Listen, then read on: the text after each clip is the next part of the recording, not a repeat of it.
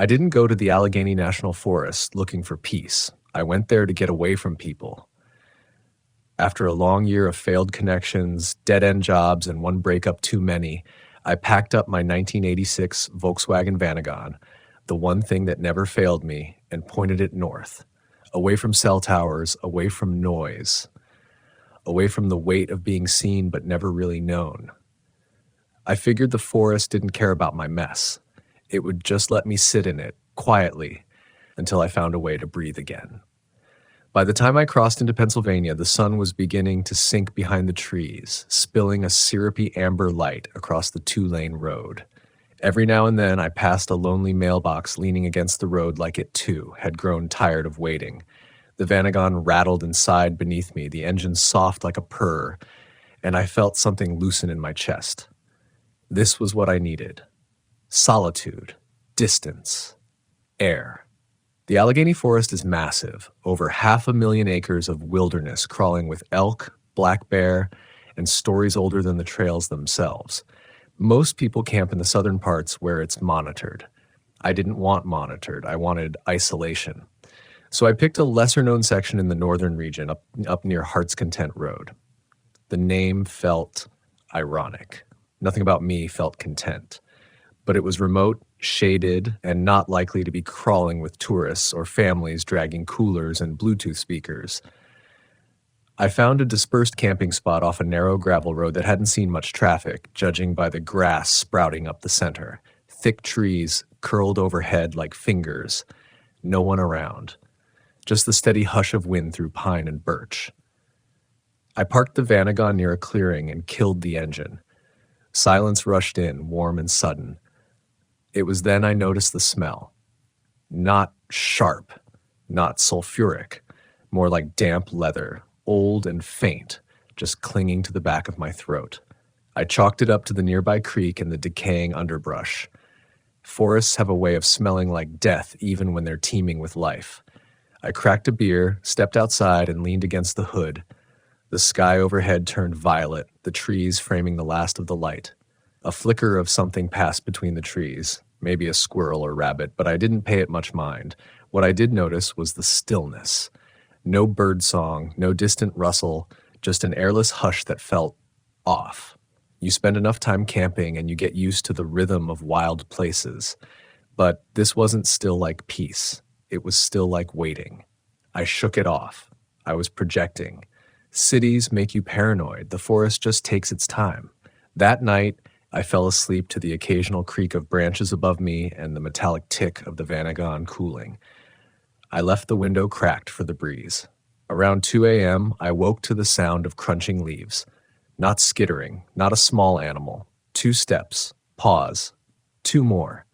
It was close, just outside the van. My heart pounded so loud I thought it would give me away. I lay frozen, my breath shallow. There was no flashlight within reach. Just the soft starlight leaking through the canopy. Then silence again. 5 minutes. 10. I don't know how long I waited before I worked up the nerve to peek out the window. Nothing. I told myself it was a deer, maybe an elk. Could have been anything. I didn't sleep much after that. The next morning I made coffee and walked the perimeter of my camp, trying to see if there were tracks. The ground was dry, hard-packed, no prints. But about 20 feet from the van, tucked against the base of a tree, I saw something that didn't belong. A sock. Men's gray, thick hiking fabric. Not rotted or shredded. Relatively new. I hadn't seen another vehicle in miles. There were no trails here, and I sure as hell didn't bring it. I left it where it was. I should have packed up then, but I didn't. It was like part of me needed to stay, like some stubborn piece of my psyche wanted to prove I wasn't scared, that I still had control. I even convinced myself I was imagining the footsteps. Dreams can bleed into waking when you're alone in the woods. The mind fills in the dark. That day passed uneventfully. I hiked a little, cooked lunch on my propane stove, and read from a worn-out Steinbeck paperback I kept in the glove box. I didn't see or hear anyone. The sock stayed where it was, untouched. That night, the air grew colder than I expected, sharp and still. And then, the knocking started. It was light at first, like knuckles against wood. 3 knocks, pause, 3 again, not on the van, somewhere close. A tree maybe? I sat up, strained my ears, the rhythm continued. Same cadence, too precise to be random branches falling, too regular to be woodpeckers. 3 knocks, pause, 3 knocks, then a different sound, breathing. Right outside the window, low, wet. Close. I reached for my flashlight, fumbling with numb fingers. The light flared, spilling into the night. Nothing. No sound. No breathing. Just the soft shuffle of something moving away through the underbrush. I stayed awake the rest of the night, sitting in the driver's seat, headlights off, keys in the ignition, heart hammering. I didn't want to leave in the dark, not with those winding roads, but I swore to myself, if I made it to daylight, I was getting the hell out of there. But the forest wasn't finished with me yet. At sunrise, I stepped outside to relieve myself and nearly stepped on the sock. It had moved. It was now directly outside my door, still damp from dew, still alone, and next to it, a footprint. Bare. Human. Toes splayed wide like they'd been gripping earth. But it was the direction that froze me. The print didn't face the forest. It faced the van, like someone had been standing there, watching.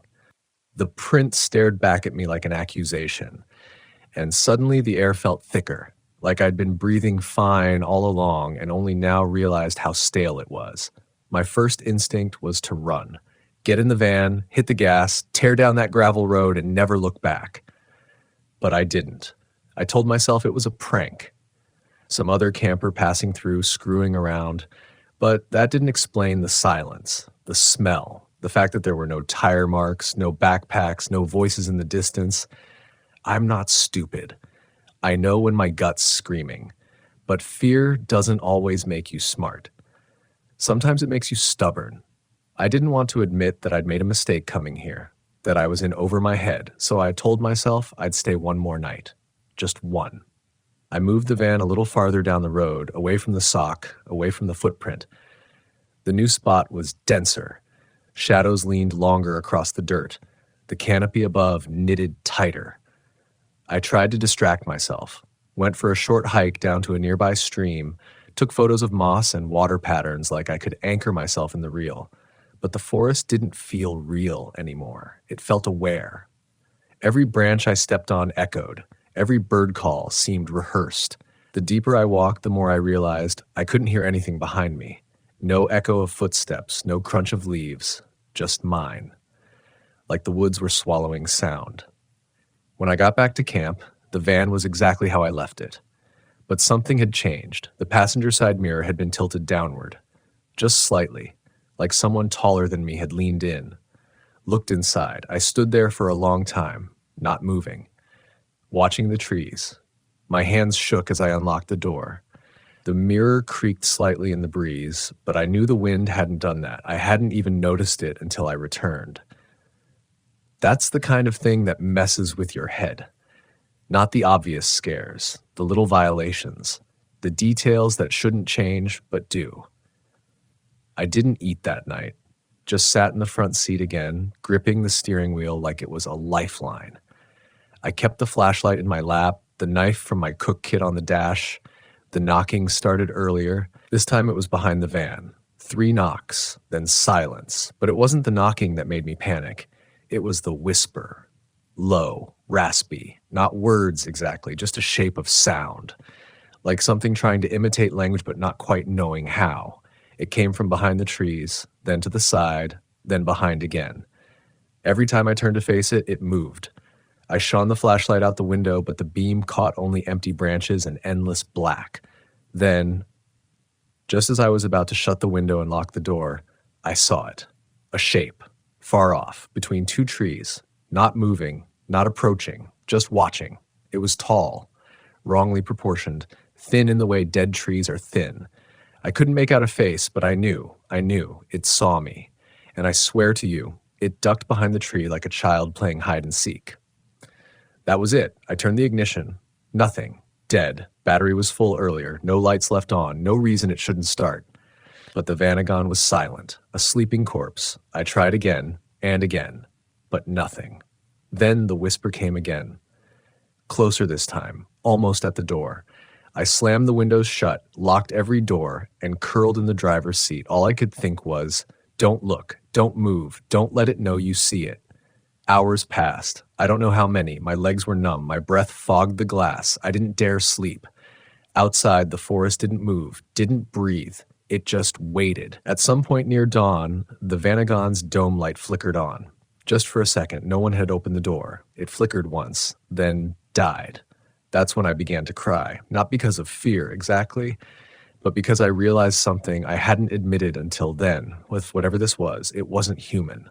And it wasn't trying to kill me. It was trying to make me stay. I don't remember falling asleep. I must have. When I woke, the light was gray and cold. The trees looked skeletal in the morning mist. My mouth tasted of copper and dirt. I tried the ignition again. It turned over, just like that, like nothing had happened. I backed out of that clearing so fast I nearly cracked an axle. I didn't care. I just wanted pavement, civilization, proof that the world still made sense. I made it to a ranger station by noon. It looked like salvation, a squat wooden building with a flag out front and a worn information sign hanging crooked from the roof.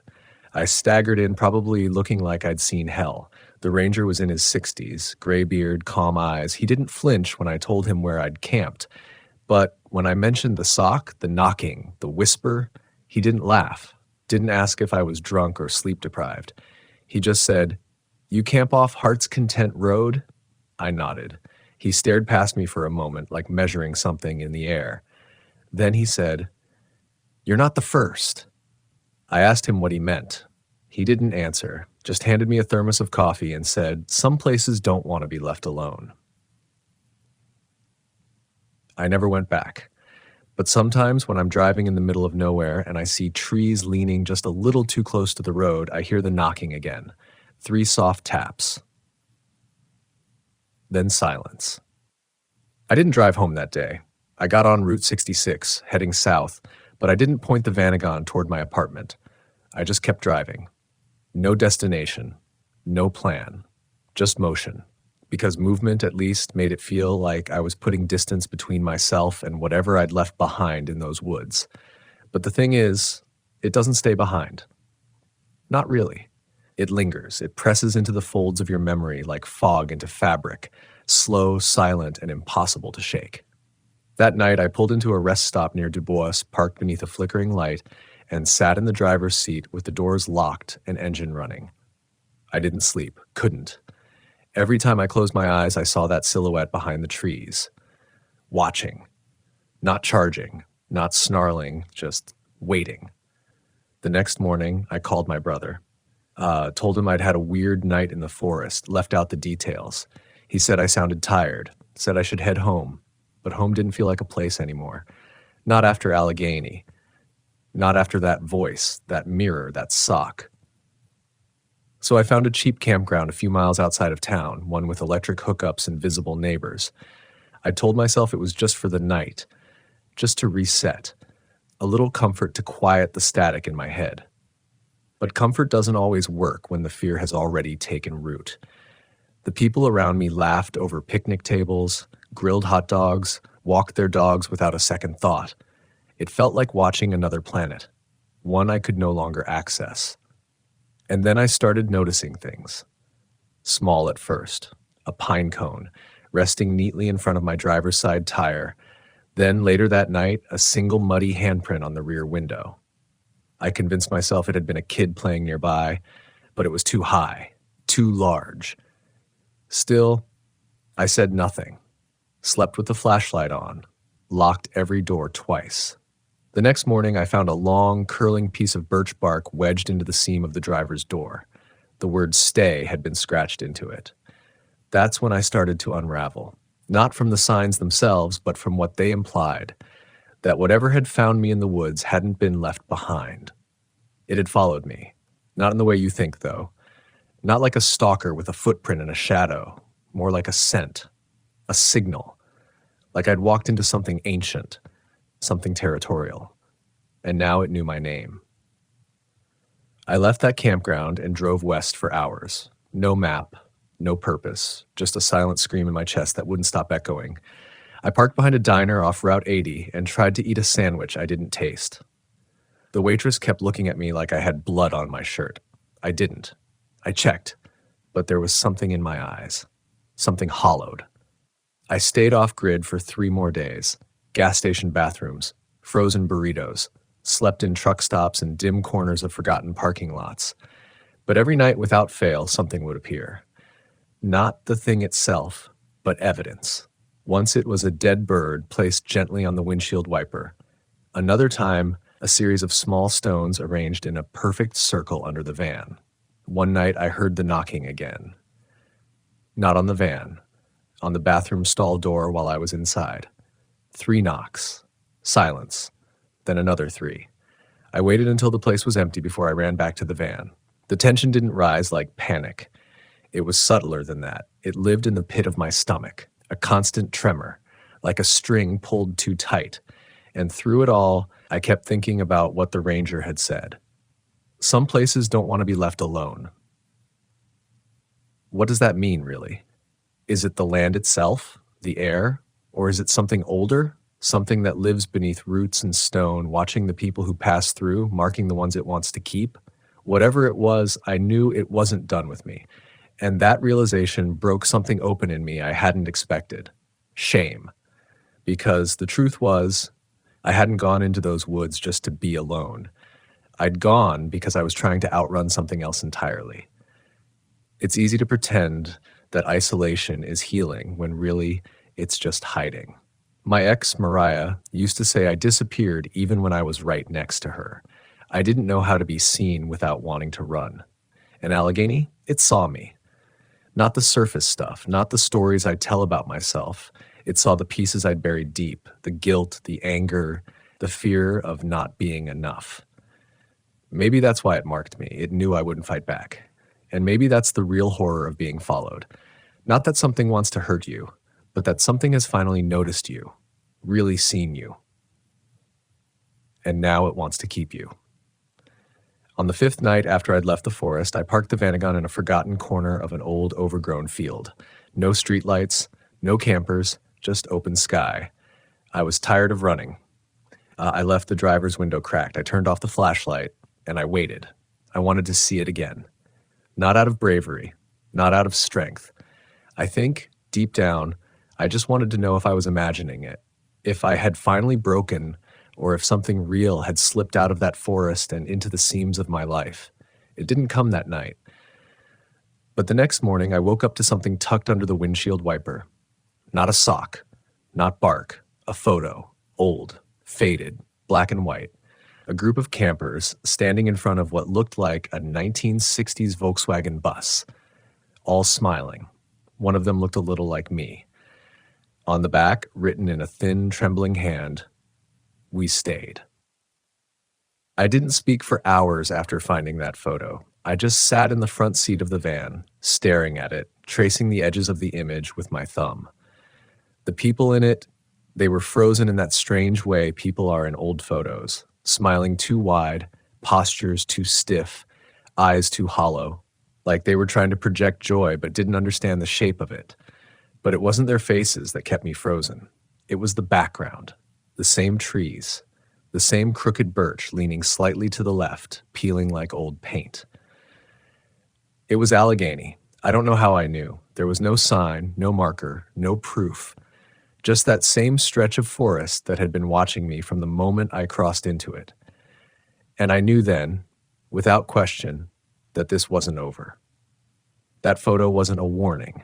It was an invitation. The fear I'd carried with me like a second skin these last few days, it shifted, hardened into something colder. Not defiance, not yet, but resolve. A quiet, trembling understanding that I couldn't keep running, that whatever had been attached to me wouldn't stop until I went back. It wasn't courage that made me turn the van around. It was inevitability. Some things circle back whether we choose them or not. By the time I hit the edge of the forest again, the sun had started to dip. That blue and gold kind of light that turns the world nostalgic just before it turns predatory. The road in felt narrower. The trees leaned closer, and I swear the air was thicker, like breathing through gauze. I found the same road, the one off Heart's Content. The gravel was even more eroded now, like it hadn't seen another set of tires since I'd left. I drove slow, windows cracked, no music. Every sound felt like a language I couldn't quite translate. The rustle of leaves, the low groan of branches, the way the gravel shifted under my tires, it all spoke. Not in words, but in intent. I parked in the exact same clearing, stepped out, waited.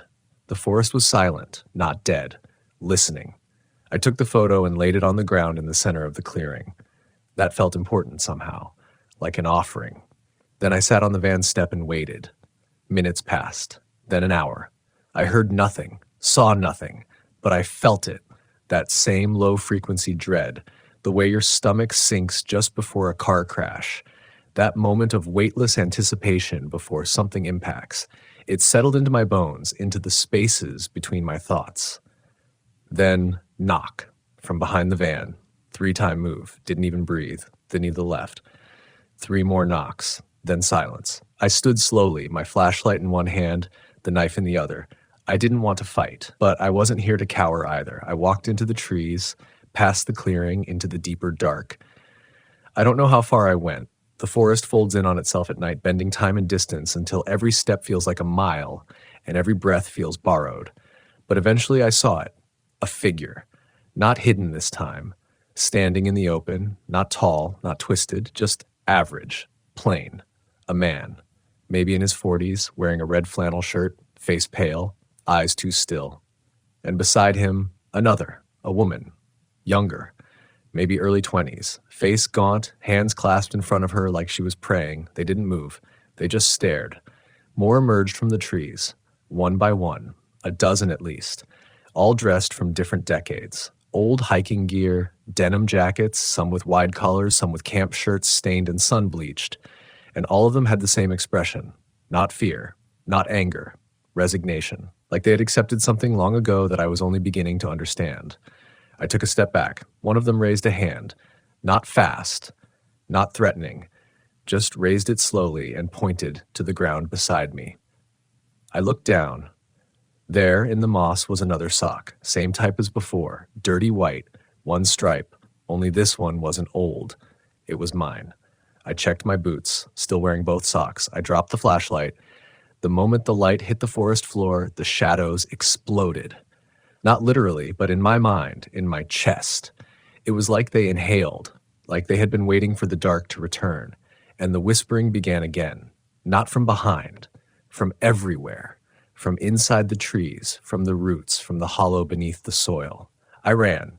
I don't remember if I remember turning. I don't remember which way I went. I just know I ran until my lungs clawed at my ribs, until the forest blurred into a smear of green and black and moonlight. When I reached the van, the engine was already running. I hadn't left it running. The headlights were on, casting wide yellow eyes into the trees. And on the dashboard, the photo. Turned face down. I didn't hesitate. Slammed the door, dropped the clutch, and tore down that gravel path like it owed me blood. No one followed. No one needed to.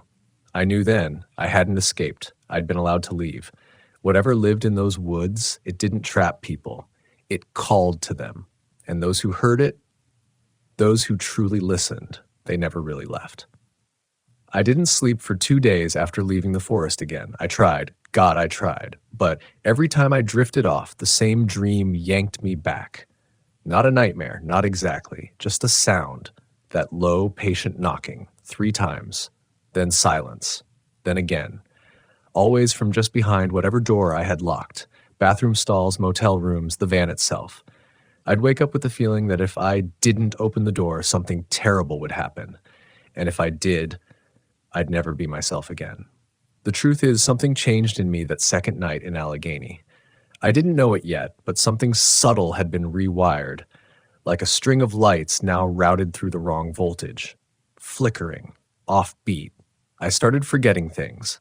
Not little things. Keys, chargers, groceries. Important things. I'd wake up in towns I didn't remember driving to.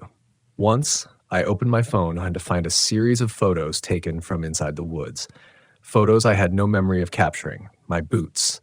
my hand resting on a tree trunk, a close-up of something carved into bark. You came back. I threw the phone out the window on I-86. The next day it was back in the van, plugged into the charger. Same battery percentage, same dirt-smudged screen. And that's when I stopped pretending I had control. Something had crossed over with me. Not a creature, not a ghost, something more intimate, like a thought that wasn't mine but sounded just like me. A whisper that offered suggestions instead of commands. Pull over here, sleep on this road, take this trail. And the worst part, it never felt wrong. Not at first. It felt natural, like I was following instinct, like I had finally stopped fighting. But deep inside me, under the fear, under the fatigue, there was still one sliver of clarity. And it was that sliver that led me to finally ask for help. I called Mariah. She hadn't heard from me in over 4 months. Didn't even know I was still on the road. When she picked up, I could hear the war in her voice, anger and worry trying to coexist in the same breath. "Where are you?" she asked. I told her I didn't know. That was the truth. I didn't know anymore. I'd stopped checking maps, stopped counting days. She asked if I was safe. I said no. That was also the truth. But when I tried to explain why, the words failed. How do you tell someone that a forest followed you home, that the shadows speak your name in a language made of wind and dirt? She didn't hang up, didn't tell me I was crazy. Just asked me one question. Do you want to come back? And that shattered me, because I didn't know the answer. There was a part of me, small, yes, but real, that didn't want to go back. Not to her, not to anyone. Because the forest hadn't just marked me. It had understood me. It saw every cracked, rusted edge of my soul and still pulled me in. Isn't that what we all want? To be seen, to be accepted, even by the wrong thing? I told her I'd try. She gave me the address of her place outside Pittsburgh, said she'd wait. That night, I got as far as the town of Clarion before the van stalled. No warning, no dashboard light, just silence, mid-turn, like the heart of the machine had stopped. I coasted to the shoulder, tried the ignition, nothing. And then the headlights blinked on. By themselves, and in front of them, just at the edge of the glow, something stood. Not human, not human either. Tall, thin, draped in something that looked like bark but moved like fabric. A face that wasn't a face, just a smooth oval of shadow that absorbed the light instead of reflecting it. And behind it, others, not all standing. Some crouched, some clinging to trees like they were part of the trunks themselves. I didn't move, didn't breathe. And then they began to knock, not with their hands, with the trees, a rhythm, all around me. Knock, knock, knock. Then pause, then knock again. My ears rang, my chest heaved. I turned the key one more time. The van roared back to life, and the forest, whatever it was, it receded. Not like something leaving, like something closing. The next 90 minutes were a blur. Pavement, headlights, distant neon. I didn't stop until I pulled into Mariah's driveway and collapsed in her arms. She said I looked thinner, said I smelled like firewood and something older, like dry leaves rotting beneath the snow. I told her everything, every last bit, and she listened, not just to the story, but to me. My voice, my pauses, the way I held myself. And then she said something I still haven't forgotten. Whatever it was, it didn't take you, but it touched you, and that touch, it leaves a bruise on the inside. We spent the next week trying to find normal. Coffee in the mornings, silence in the afternoons, short walks to nowhere. But normal had shifted. The world looked the same, but it didn't feel the same. People's eyes lingered on me a second too long. Streetlights flickered when I passed. Animals, dogs especially, would bark at nothing, then look at me. I was the one who summoned it. I checked myself for signs of infection. There were none, no wounds, no marks, but every night I'd find things in the house, a pine needle on the stairs, a streak of mud on the fridge door. One morning, Mariah found a bundle of twigs tied together with red thread placed on the windowsill. I hadn't put it there. She hadn't either. The forest hadn't let go. It was just waiting. Not hunting, not chasing, just waiting. Because it knew something I hadn't yet realized. I would go back, not out of fear, not even out of obligation. but because part of me, some dark, root-wrapped part, wanted to. It wasn't a decision, really, more like a current. You don't decide to be carried downstream. You just stop swimming. It started on the 10th night at Mariah's. I woke to the sound of something brushing against the window pane, soft, rhythmic, like a branch in the wind. Only there was no wind. The night was still, breathless. I opened the curtain expecting to see leaves, maybe a bird, but there was nothing, just the reflection of my own face in the glass. And behind it, over my shoulder, a tree, tall, familiar, bent slightly left, peeling bark. It shouldn't have been there. Her house was surrounded by flat lawn, not forest, but it was there. And then it wasn't. I turned around, heart in my throat, but the room was empty. When I looked back at the glass, there was only the night. That was the night I stopped pretending. Whatever had followed me, whatever I'd brought, it wasn't waiting outside anymore. It was inside me. A slow rot in the basement of the soul. I stopped eating. Couldn't sleep. Mariah saw it. She never said the word possessed. She's too practical for that. But she watched me the way you watch someone standing on a ledge, not because they want to jump, but because some invisible voice keeps whispering, fall. I tried to write it down, tried to exercise it into words. Every page came out blank, or worse, covered in scratches I didn't remember making, circles, claw marks, a phrase repeated over and over, you never left. I stopped using mirrors, stopped trusting what I saw in them, because sometimes the man staring back at me didn't blink when I did, didn't tilt his head the same way, just watched. Patient, like the trees. I told Mariah I needed to go. I expected her to argue. She didn't. She just kissed my forehead and handed me a small cloth pouch. Charcoal, salt, sage, she said, for what good it'll do. I asked her if she believed any of this. She said no, but she believed me. That meant more than I could say. I left that morning. Didn't even pack. Just got in the van and drove. Every mile back to Allegheny felt like shedding skin. By the time I crossed into the forest proper, I wasn't sure there was anything left to protect. Only something left to understand. It was dusk when I reached the same old road off Heart's Content. It looked different now. Or maybe it always looked this way. I just hadn't seen it clearly. The trees bowed toward the road like mourners. The path itself was darker, even in daylight. I parked in the same clearing. The moment I shut off the engine, the air changed. Not in temperature, in texture. It was heavier, thicker, like breathing through velvet soaked in old rain. I stepped out and the forest welcomed me like it had been waiting. Not with sound, with absence. No birds, no wind, just the breath of ancient things held between branches.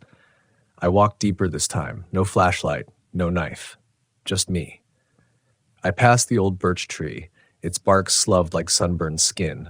There were carvings now, too many to count, initials, symbols, whole sentences. She followed the path. The mouth of the forest opens only once. He heard his name in the trees. Each one felt like a memory not mine, but close enough to borrow. Then I heard it, the knock, but not on a tree this time, from below. Like the earth was hollow, like something underneath had curled its fingers and rapped against the floor of the world, once, twice, 3 times. I dropped to my knees, pressed my ear to the moss, and I heard them. Voices. So many voices, whispering like a stream over stones. A language I didn't understand but felt. A call. No, a welcome. Then the ground beneath my palm began to pulse. Not violently, soft, rhythmic, like a heartbeat. And in that moment I saw, not with my eyes, with something deeper. A place beneath the forest, beneath Allegheny, a hollow, breathing cathedral of roots and darkened memory, and within it, them. Not ghosts, not demons. Just people who had heard the call, people who had answered. They didn't scream, they didn't mourn. They just were. Still, present, watching, waiting. And I understood then what no map, no ranger, no story ever said out loud. Allegheny isn't haunted. It remembers, and some memories are hungry. I stood slowly, looked around the clearing.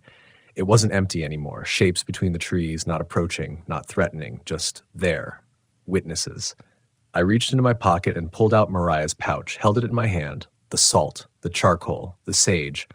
I whispered her name once, held it in my mouth like a final anchor. Then I scattered the pouch into the wind, let it fall where it wanted. I sat at the base of the birch tree, closed my eyes, listened, and the knocking stopped because it no longer needed to call me. I was here, fully, completely. And beneath my fingertips, the ground pulsed. One beat, then another, and I matched it, breath for breath. I don't know how long I sat there. It could have been an hour. It could have been 3 days. Time has no edges in that place. It folds, drips, pools in the cracks of thought like rainwater in tree hollows. The forest breathed around me. Not metaphorically. Literally, every leaf trembled in unison. Every pine needle seemed to shift with the rhythm of my heartbeat. The trees leaned closer, but not with menace, with intent. They weren't trying to harm me. They were trying to receive me.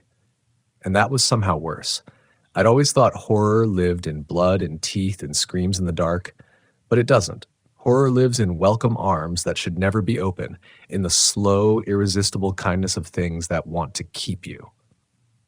And Allegheny had made its case. No violence, no threats, just belonging.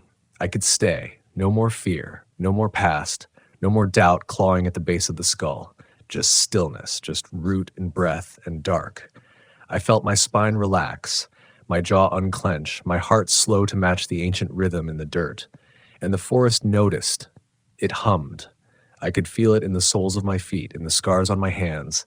The land opened like a mouth, but not to swallow, to hold, to cradle. A whisper rose up from the earth, not in sound, but in memory. You were lost, but not anymore.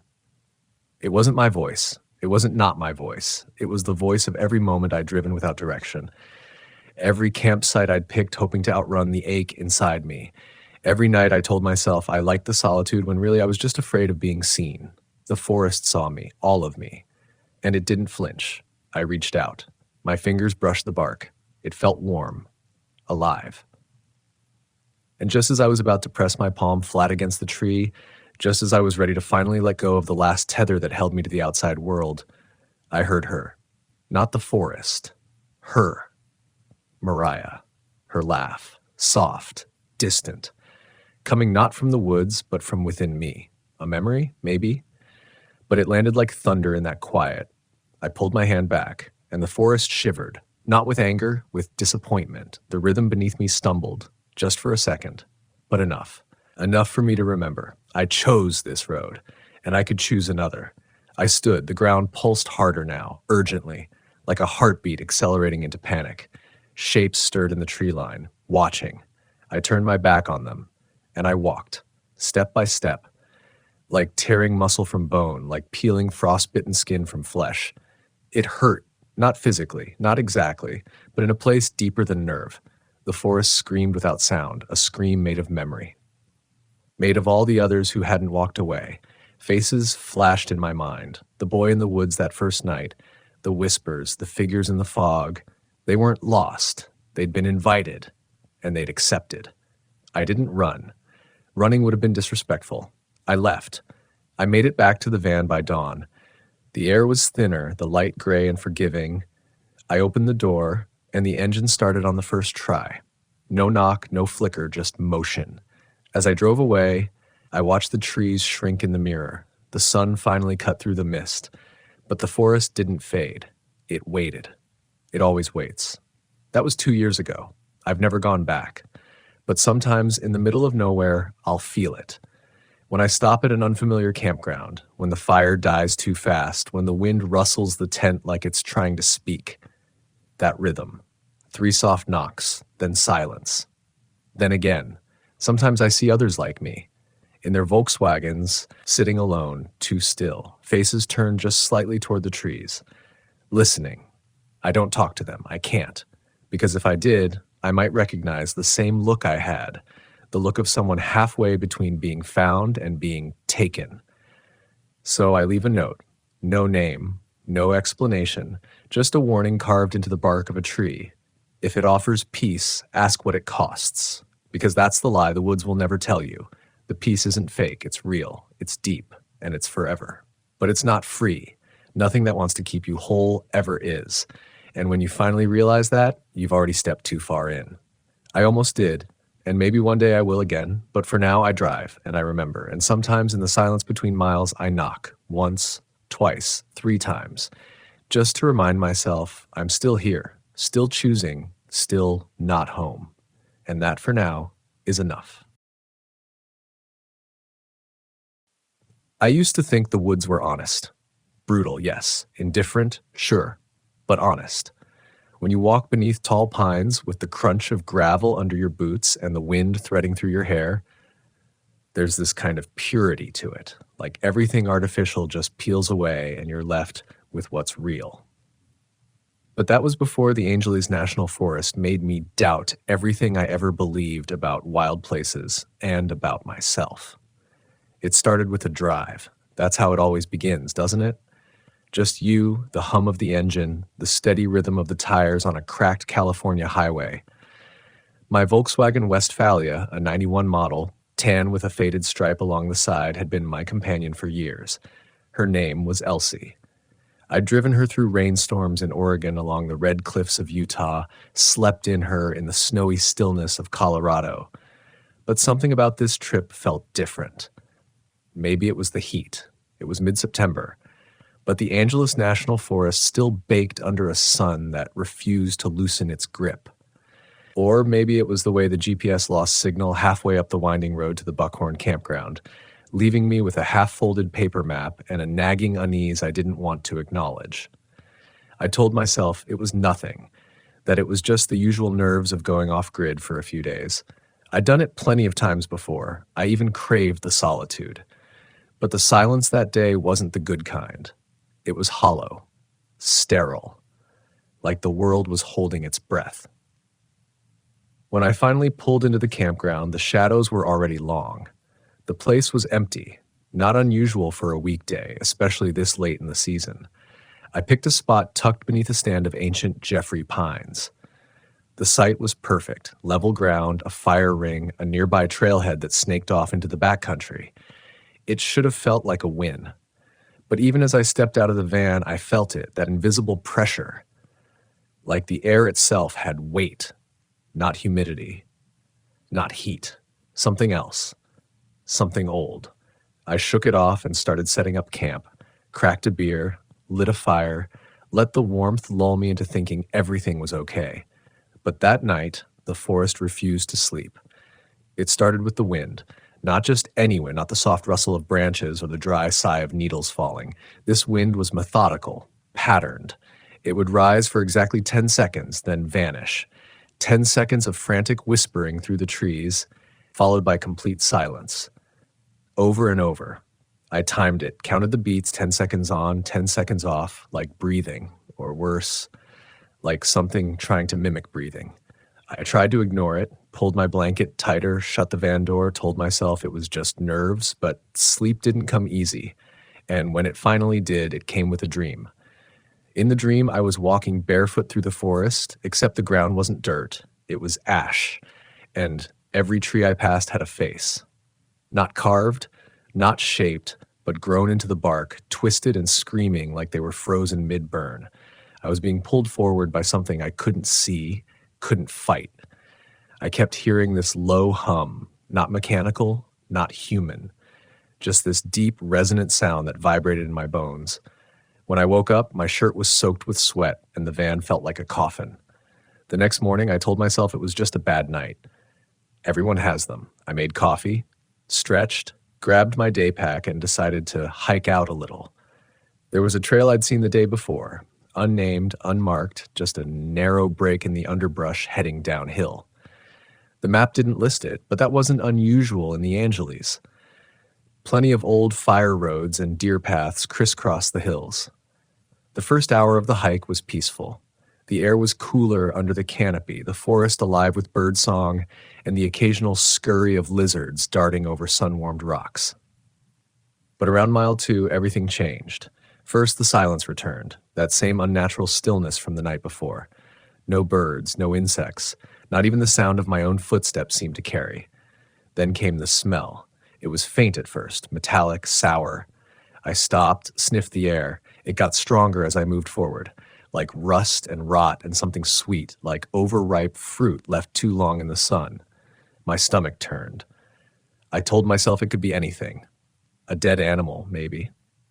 But every step I took made it worse, until I finally crested a small ridge and saw it. A tent, torn to shreds, not collapsed, shredded. Fabric hung in long ribbons from the branches of a nearby pine, like some grotesque offering. The fire pit was cold, the stones around it blackened far beyond what any normal campfire could cause. And beside the tent, half buried in the dirt, was a cooler. Cracked open, inside were cans of soda, a few pieces of fruit, and a journal. I knew I shouldn't touch it, but I couldn't stop myself. I reached down, wiped off the dirt, and flipped through the pages. The handwriting started neat, the usual trip notes, bird sightings, daily mileage, but by page 6, it changed, became erratic. The entries turned into pleas. Short, frantic lines like, I hear it breathing at night. The trees aren't right here. Something is pretending to be my brother. If I don't make it out, don't camp near the creek. The last page just had 3 words scrawled over and over again until the ink bled through. It watches always. I froze. Something cracked behind me, loud, sharp, like a branch snapping underfoot. I spun around. Nothing. The woods were still. But I wasn't alone. I felt it, not saw, not heard, but felt, like eyes pressing against the back of my skull, like breath on the nape of my neck, even though the air was still. I backed away slowly, gripping the journal like it was a lifeline. That's when I noticed it. Footprints. Not mine. Not boots. Bare feet. Narrow. Long. Deep enough to press down the dry leaves, but not enough to sink into the soil like a person should. They led from behind the torn tent and circled mine. Once, twice, 3 full revolutions around my van. Then they vanished into the brush. I didn't run. Not yet. I should have. Every instinct in me screamed to drop the journal, turn around, and tear through the woods until I found the road. But fear has a strange way of freezing you when it matters most. You don't always bolt. Sometimes you just listen. Wait, try to understand what's hunting you, as if knowledge will somehow save you. I squatted beside the footprints, if you could call them that, and ran my fingers along the edge of one. The indent was shallow, no deeper than a fingerprint pressed into damp cloth, and perfectly formed. 5 toes, an arch. But the heel didn't look right. It was too long, too narrow, and there were no signs of weight shift, no drag, no mess like a human foot would leave in soft earth. It was like something had laid them there deliberately, like it wanted me to find them. I stuffed the journal into my pack, took one last look at the shredded tent, and started back the way I came. Fast, but not running. Not yet. The air had changed. Again. What had been a dry, dusty warmth now felt damp, cloying. The breeze had vanished, and the sky above the trees seemed a shade darker than it had an hour before, though my watch said it wasn't even noon. I kept my eyes forward, my breathing tight. Every 10 feet I turned around, scanning the brush. The forest was too quiet, too still. Then I heard it. 3 knocks. Slow. Deliberate. Knock. Knock. From behind me. Not on wood. Not like a woodpecker or a branch falling. These knocks had weight to them, like fists on a hollow door. I stopped. Turned slowly. Nothing. The trees stood silent, tall and unmoving. But I knew what I heard. I know the sound of something asking to be let in. I didn't respond, just kept walking, this time faster. My boots scraped the trail, kicked up dry pine needles. The forest remained silent. No squirrels, no birds, not even the hum of flies. Just the rhythm of my own footsteps and the hammering of my heart. But then the knocking came again. Closer this time. Knock. Knock. And this time, it was coming from ahead of me. I froze. I hadn't passed anyone on the trail. Hadn't seen a soul since I'd pulled into the campground the night before. But someone, or something, had moved in front of me. The path curved ahead, rising into a blind bend thick with brush on both sides. I didn't want to take it. My body practically screamed to veer off trail, to run straight into the trees and blaze my own way down. But that was suicide in these hills. The Angelas can turn on you in a second. People get lost out here all the time, even seasoned hikers. That's part of its legend. People walk in and don't walk out. Not whole, anyway. So I did what I thought was smart. I pulled my small hunting knife from my side pouch, gripped it tight, and kept moving. The knocking stopped as I crested the bend. And then I saw it. Standing in the middle of the trail, maybe 30 feet ahead, was a deer. At first, I felt a rush of relief, something alive, something explainable. But then I noticed the way it stood, too still, too symmetrical, its legs locked straight, almost stiff, and its eyes weren't reflecting light like they should. They were black, not dark, not brown, black, shiny, like glass. And it wasn't blinking. I took a step forward slowly, and that's when it smiled, not with its mouth, with its eyes. A kind of knowing crept across its face, subtle, almost imperceptible, like a mask slipping just a little. And then it turned its head, not naturally, not like an animal. It twisted, sharp, jerked, and behind it, just barely visible in the trees, a figure, tall, thin, no color, just shape, like it was part of the forest itself, carved from shadow and bark. I could only see half its face peeking from behind a tree, watching me with that same stillness the deer had. No movement, no breath. I backed up slowly, didn't turn, didn't run, just eased my way down the trail the way I came, keeping my eyes forward, knife trembling in my hand.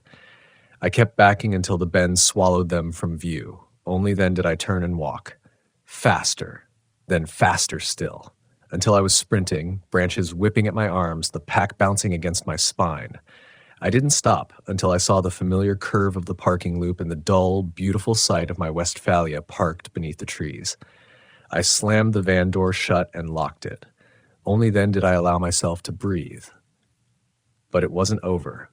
I sat there for hours, engine off, just listening, waiting. I kept expecting to hear the knocks again, on the van, on the trees, in my head. But all that came was a deep, unsettling silence. As dusk fell, the shadows returned, thicker than before, like they'd remembered me. And then, at exactly 9:12 p.m., I remember the time because I was checking my phone for any signal.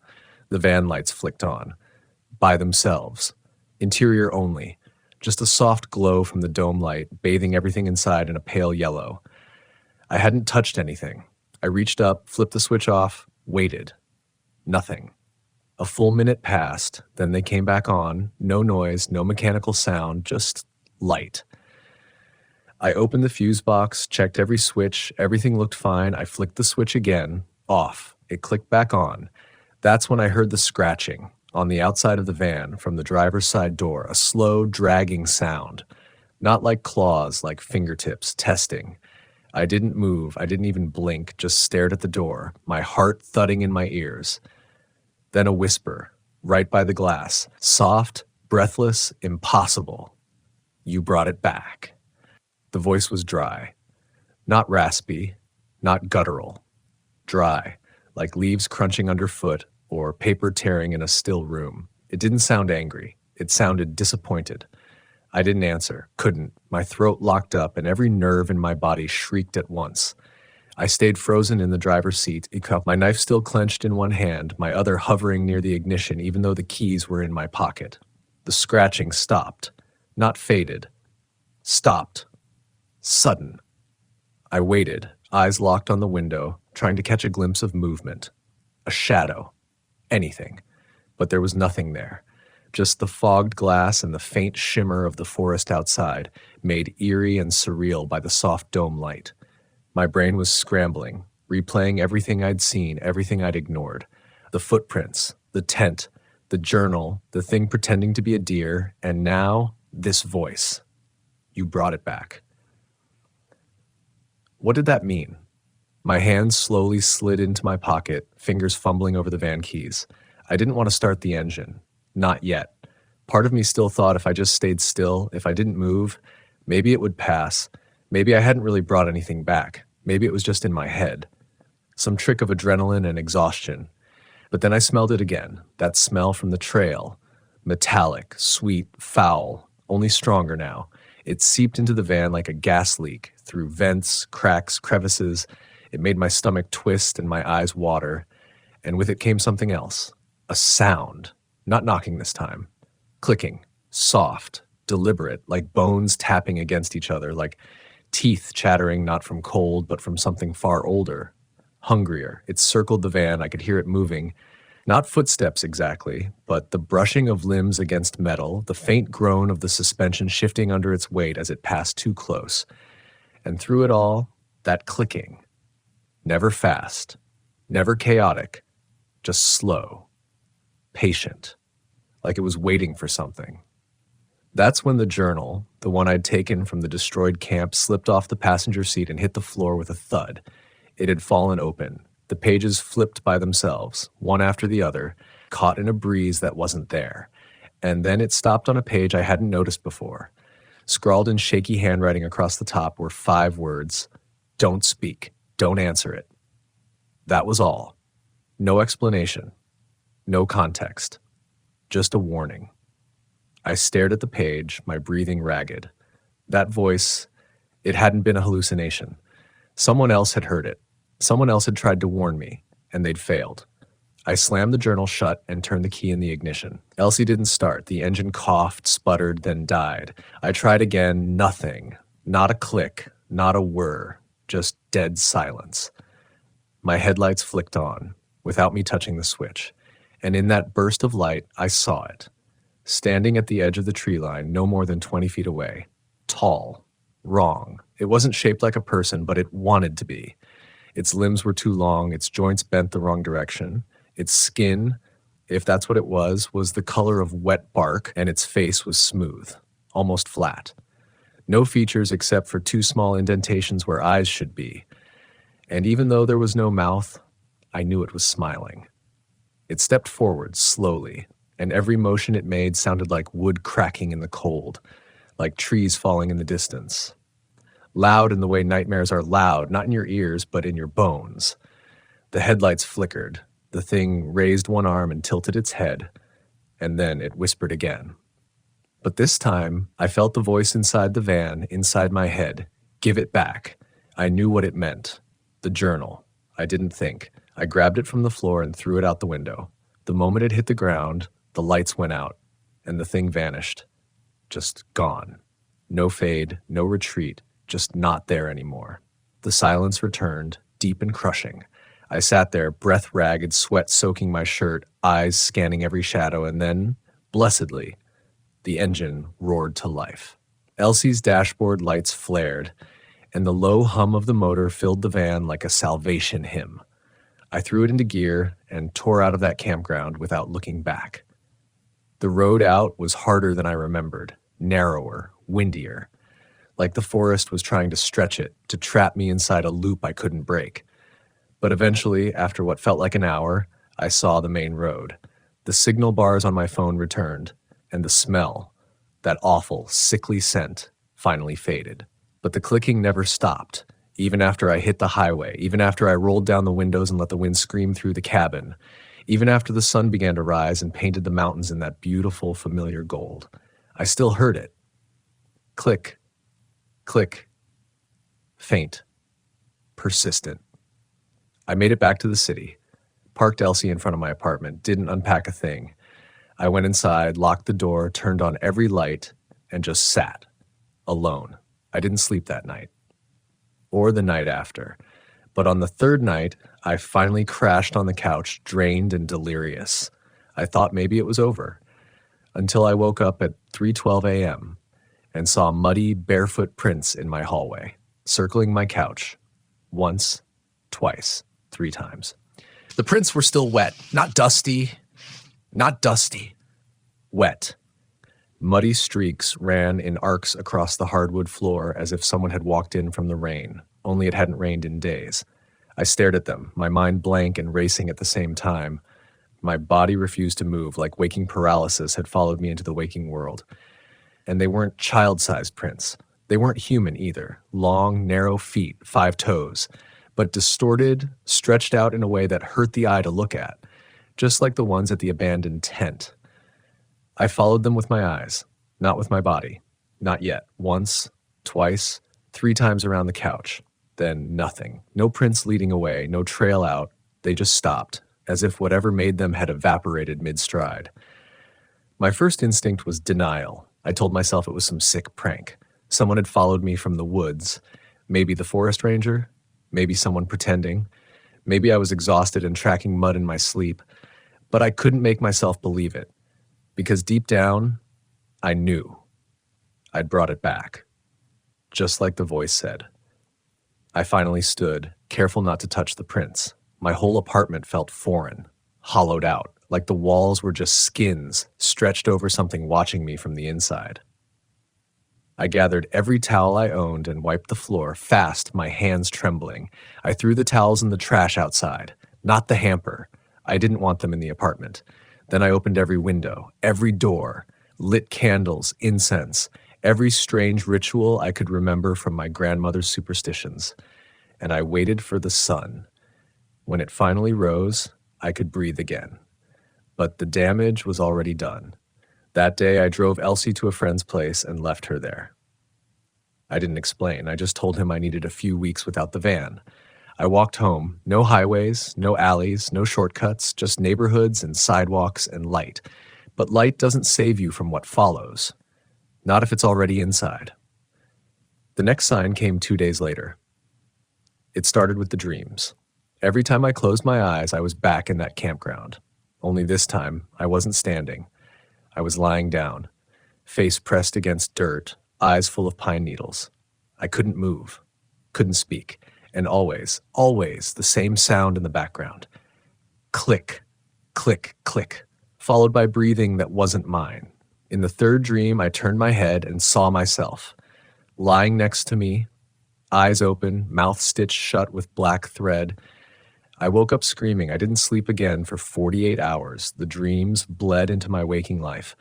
I saw reflections that weren't mine in the microwave door, faces in the window that didn't match my neighborhood. At night, I heard knocking, not just on the front door, but from inside the walls. 3 times, always 3. Knock, knock, knock, sometimes at 2:12, sometimes at 3:12. Never later than 4. One night, I finally worked up the nerve to speak to someone. I called the ranger station in Angeles National Forest, told them I'd been camping, that I found a destroyed tent, that I'd taken a journal from the site. There was a pause on the other end. Then the voice, older man, gruff, serious, asked me to describe the location, the ridge, the trail, the clearing. When I did, he went silent for a long time. Finally, he said, "That site hasn't been open in over 10 years. I told him there was no sign, no gate, just an open path. He said that area was closed off after a series of disappearances, campers, hikers, even one of their own. No official reason ever given. Unofficially," he said, voice lowering, "we had reports, strange ones, no tracks, no blood, just gear, tents shredded from the inside, fires burned cold." I asked if anyone had found a journal. He said no, and then he asked something that still haunts me. "You didn't take anything, did you?" I hung up. I couldn't answer, because the truth was already rotting in my chest. It didn't matter that I'd thrown the journal out of the van. I'd already read it, touched it, took something from that place that wasn't mine, and it had taken something from me in return. That night, I packed a duffel and drove, not to a friend's, not to a hotel. I drove back to the forest, not to the same campsite. I couldn't even find it anymore. I tried. For hours. But the road was gone. The turnoff didn't exist. It was like the whole stretch of forest had been swallowed up or erased from the map. Even the GPS failed me. Signal cutting in and out, pin dancing like it couldn't decide if I was in the mountains or in the ocean. I finally parked at a different pullout. Flat dirt clearing, old fire pit. I built a ring, lit a small flame, and sat in the van with the door open, staring into the fire. I stayed up all night. I didn't hear anything. No clicking, no knocking. Just the sound of wind through branches and the occasional rustle of animals, too small to worry about. But the unease never left. I was hoping it would take me. Finish what it started. But it didn't. It waited. That's when I realized something worse than death was happening.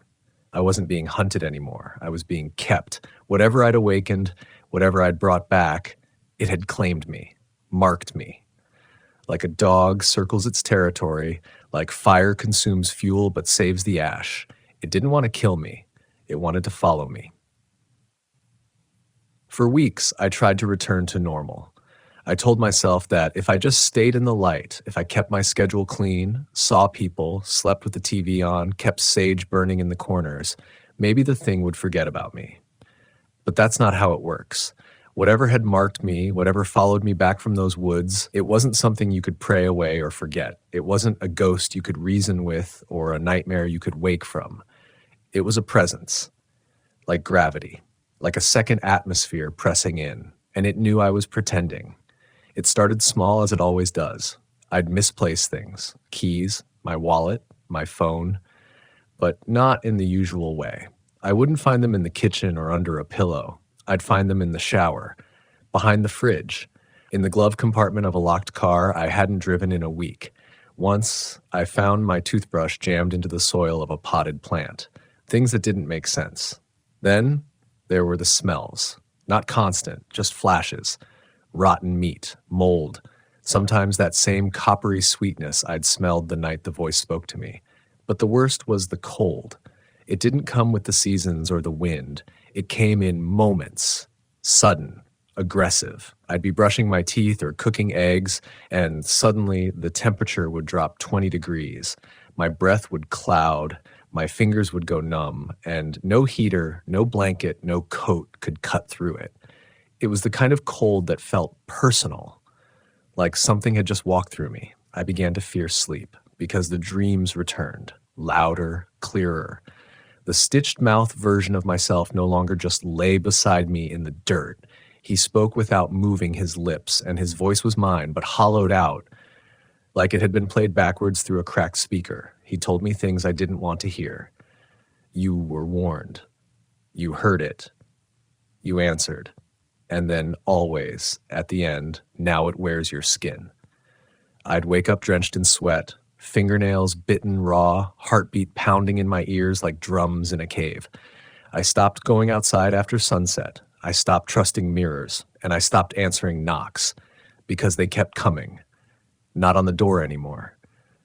I'd learned not to open those. Now the knocking came from inside the house, sometimes from the closet, sometimes from under the bed. Once from inside the damn fridge, always 3. Knock, knock, knock, and always at the same time. 3:12 a.m. One night I broke. I grabbed my knife and flashlight and tore through the apartment, flinging open every cabinet, every door. I shouted, screamed, dared it to come out, but it never did. It doesn't need to. It already lives here. I started reading everything I could. Folklore, regional myths, missing person cases from Angeles National Forest. There were patterns, campers disappearing without a trace, tents found collapsed, personal items left behind, people returning from trips changed, silent, paranoid, sometimes violent. One hiker was found walking barefoot along the 210 freeway at 4 a.m., muttering, "It wears me now," over and over until the police took him away. He died in a facility 6 months later. They ruled it psychogenic fugue. But I knew better. I found a thread on an old message board, not Reddit, something older, archived and buried. The post was titled, "The Hollow-Faced Thing." The user described exactly what I'd seen. The creature at the tree line, the clicking, the voice in your head, dry as paper, the journal, the sense that it doesn't follow you, it waits inside you. One comment buried deep stuck with me. It doesn't kill you, it erases you, piece by piece, until you're just a passenger in your own body, and then it wears your skin to go out into the world to find others. It was a parasite, not of the body, of the self. That explained the dreams, the doppelganger, the voice that sounded like mine. It was trying to become me, and maybe, little by little, it was succeeding. I called my sister that night. We hadn't talked in months. I don't know what I was hoping for. Some tether, some proof that I was still real. But when she picked up, she paused for a long time before saying my name. And when she finally did, she said something that cracked me open. "You sound off. Is someone else there with you?" I hung up. I couldn't do that to her. I couldn't bring her into this. Because what if the thing could reach through phone lines? Voices? What if just hearing me was enough? It was then I realized I couldn't stay in the apartment any longer. The city was wrong now. Too bright, too thin, too full of mirrors and glass and people who could get hurt. I packed a bag, just clothes, cash, and the knife. And I took Elsie back. Not to Angela's, no. To nowhere. I've been on the road ever since. No destinations, no friends, no social media. I sleep in remote lots. I follow no routes. I keep no patterns. Because if I stay still too long, I feel it catch up. Sometimes I see reflections in gas station windows that blink after I do. Sometimes I hear voices in the back of the van, my voice, whispering things I'm afraid to understand. But the worst is when I hear the knocking, not on the van, from inside the cabinets. That's when I know I've stayed too long in one place. That's when I drive. That's why I keep moving. You'd think that being on the road, moving constantly, keeping my distance from people, would eventually wear me down. But it's the opposite. Out here, under sky and silence, I feel like I can think again. Like whatever it is, the thing that got into me, has to try harder to reach me. Like the distance stretches it thin. I've come to think of it as a shadow trying to hold shape in too much light. But even shadows travel. Even nightmares ride shotgun if you let them. There are times I forget, times I let my guard down. A sunset that feels soft, a breeze that smells like pine instead of rot. I tell myself I imagined it all. I start to believe maybe I can go back. And then it reminds me, like the night I parked near a lake in Utah, a place so still you could hear fish breaking the surface from 100 yards away. I made a fire, cooked pasta in a little steel pot, drank 2 beers. I even laughed. For the first time in weeks, and then around 2:30 in the morning, I heard something scrape along the back of the van. Not knock. Scrape. Slow. Steady. Metal on metal. I sat up in the driver's seat, barely breathing. Didn't turn on a light, didn't move. Then came the whisper, right by my ear, but inside the van. You forgot me. I started the engine and drove into the darkness. No shoes, no gear packed, pot still warm on the fire ring behind me. When I stopped hours later, I looked in the rearview mirror. I expected to see the thing. The hollow face, the black stitch mouth, something crawling over the back seat, waiting. Instead, I saw myself, smiling.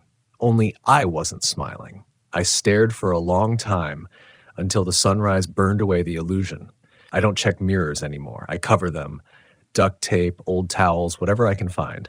And that's not the only rule I follow now. Rule 1, never park in the same place twice.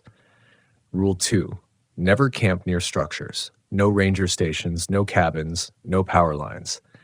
It likes places where people almost are. Rule 3, never answer voices after dark, not even if it sounds like a child, especially not if it sounds like you.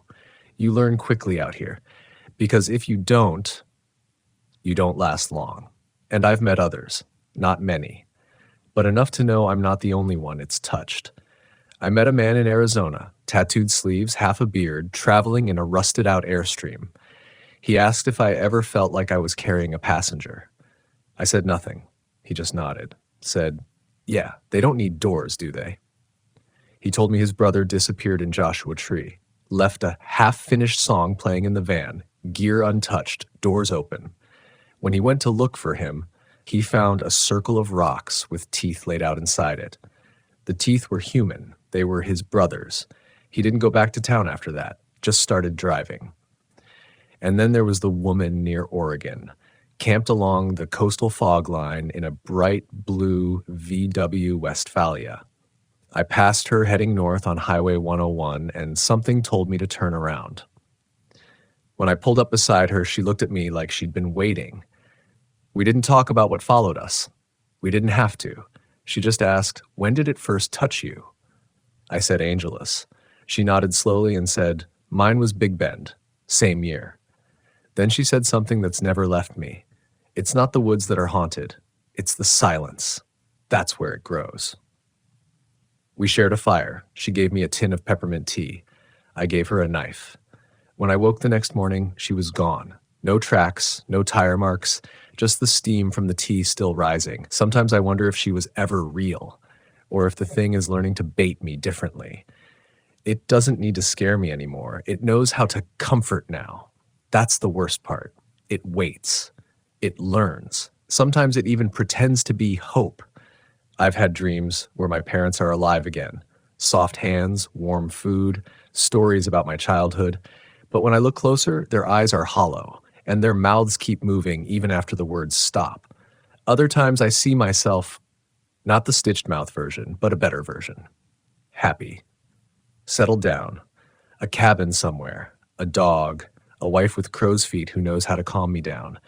But the air is always too still, and I always wake up with the taste of blood in my mouth. It's not offering me a future. It's offering me a lie I want to believe. I started recording myself sleeping. Not video, just audio. I set the mic up every night, wrap it in a towel so it doesn't pick up wind, and I listen to the tapes the next day. Most nights, it's just breathing. My breathing. But 2 weeks ago, I played back a file, and there was another voice. Faint, whispering, just under the edge of human hearing. I boosted the levels, and I wish I hadn't, because it said something that makes my skin crawl even now. Don't worry, you can rest. I'll drive for a while. I deleted the file, but not before I copied it onto a USB and mailed it to a post office box under a fake name. I don't know why. Maybe I want someone to find it. Maybe I want proof that I was still fighting. Because sometimes I don't know anymore. Sometimes I wake up and the van's in a place I don't remember driving to. Sometimes the gas tank is full and I have no memory of stopping. Sometimes I find things in my pockets.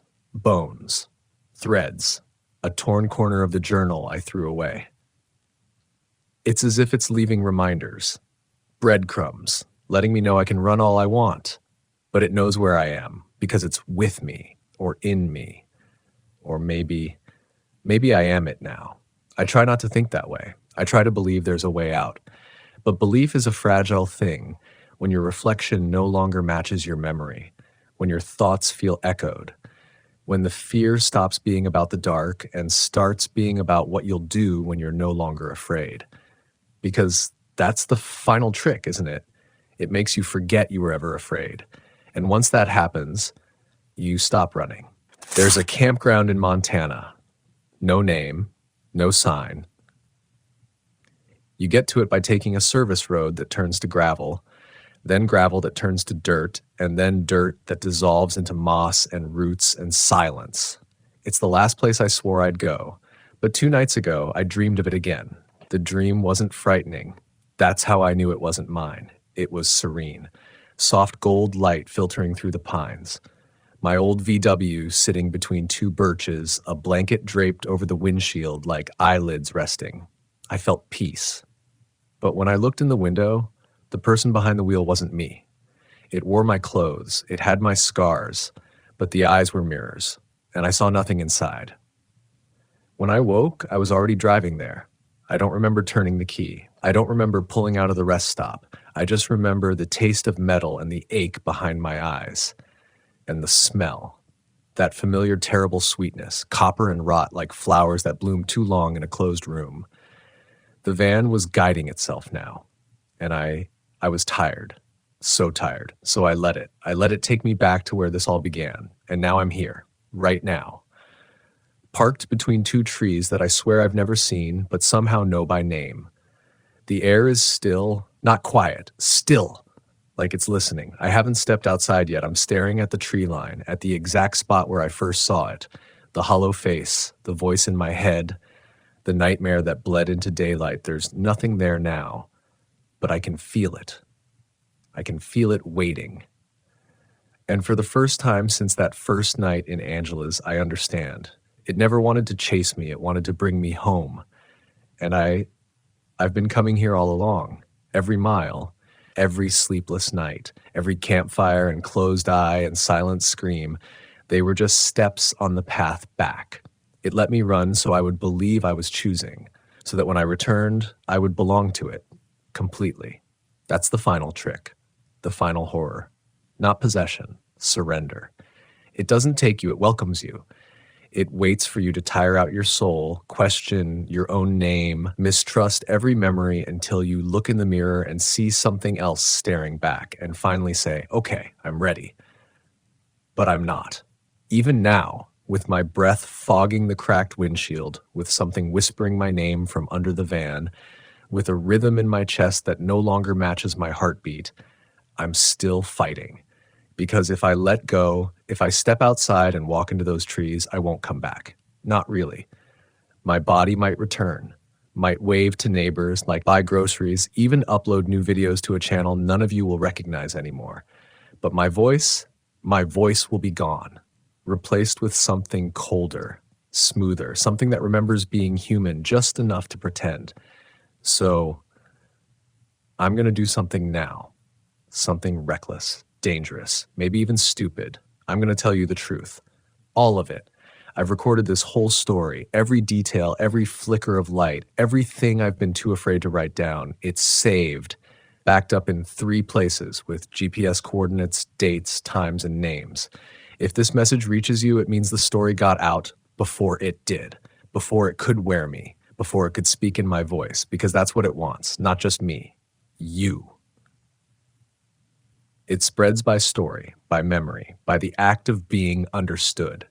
It plants itself in your mind like a seed, and every time you picture it, every time you wonder if it's real, it grows. So now you have a choice. You can pretend this was just a creepy YouTube video. You can close the tab, shake your head, laugh it off. You can say, wow, that was scary, and go back to scrolling. But somewhere in a forest older than time, something will feel a little closer to you than it did before. Or you can take this seriously. You can write down the rules. You can remember the details. You can feel that chill in your spine and understand that's not fear. That's recognition. Because maybe you've seen it too. A figure at the tree line, a voice that sounds like your own, a version of yourself in a dream whose smile doesn't quite match. And if you have, then you're not alone. None of us are. We are the ones who remember, the ones still running, still awake, still ourselves. And maybe that's enough. Maybe just telling the story honestly, fully, without shame, maybe that's the only thing that keeps it from winning, because it feeds on silence, and we're not silent anymore. So if you're hearing this, thank you. Not just for listening, but for being real, for reminding me that I still am too, even now, even with everything I've lost, even as the knocking starts again from inside the glove compartment, even as the mirrors in the van begin to fog from the inside, even as the forest outside my window stops pretending to be still, even as I feel something smiling through my skin, I still have a voice. And while I do, I'll keep talking, I'll keep driving, and I'll keep fighting for you, for me, for all of us who know what it means to be haunted and to refuse to disappear, because the dark may follow us, but it doesn't get to be us, not unless we let it. Not tonight. Not ever. I never thought the desert would be the place that stripped me of every illusion I carried about safety, about predictability, about the promise of a good night's sleep tucked away inside a Volkswagen camper. The first time I crossed the New Mexico border in late September, the sky was that bleached out blue that feels endless, and the land itself seemed to breathe. You can fool yourself into believing it's empty out here, that the vastness means nothing can touch you. But when I look back on those nights, I know that was the first lie I told myself. The emptiness was exactly what made it so dangerous. I'd been traveling alone since June, a 34-year-old with a divorce a year behind me, and a mounting conviction that solitude might finally bring me peace. My Volkswagen Westfalia, mint green, worn around the edges, was the one thing that still felt familiar. I named her Willa after my grandmother, who'd taught me how to camp without fear when I was a boy. Maybe that's why I didn't listen to my instincts that first evening. Willa felt like armor, and I wanted to believe she was enough. The campground was a scatter of gravel pads tucked into a hollow surrounded by high red bluffs. No name on the sign, just public access.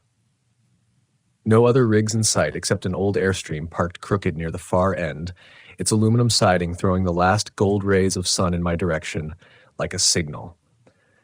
I pulled in anyway, too tired to care that the place felt abandoned, too eager to believe I was just lucky to find it empty. I remember thinking how quiet it was. Not peaceful quiet, hushed like something was holding its breath. I set up camp slowly, almost ritualistically.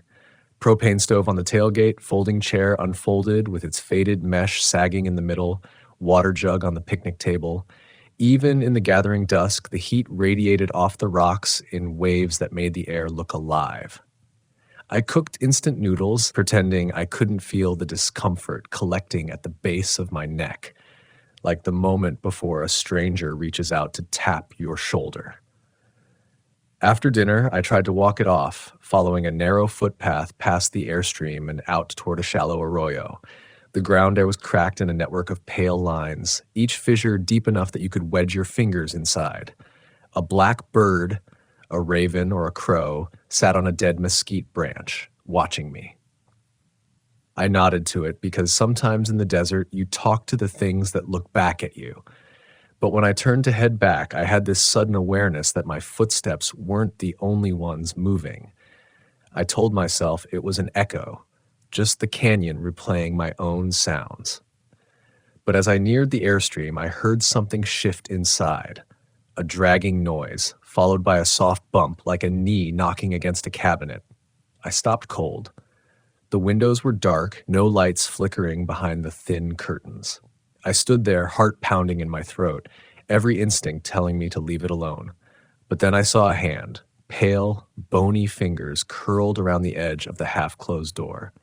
The door eased open just a fraction, and I couldn't stop staring at that hand. How perfectly still it was, how wrong it looked in the dying light. I backed away, my boots crunching the gravel so loud it felt like a confession. When I reached Willa, I climbed inside and locked both doors without even pretending I wasn't afraid.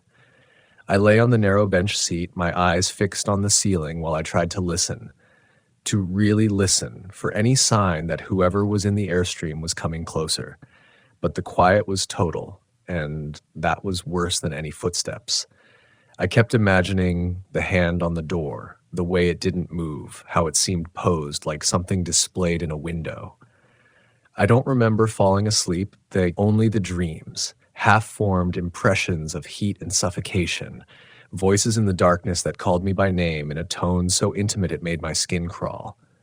I jolted awake hours later, unsure if I'd actually heard someone whispering from outside the camper. My heart raced so hard my vision pulsed with each beat. The desert night had cooled to a biting chill, and condensation clung to the windows. I sat up and wiped a small circle clear. The airstream was still there, unchanged, door slightly ajar. The rational part of me tried to make sense of it. Maybe a squatter, someone who didn't want trouble, maybe just another traveler who'd fallen on hard times. But the deeper part, the ancient part of my mind, insisted that no one inside that trailer was alive in any way I understood. I clenched my jaw, refusing to let that thought take over.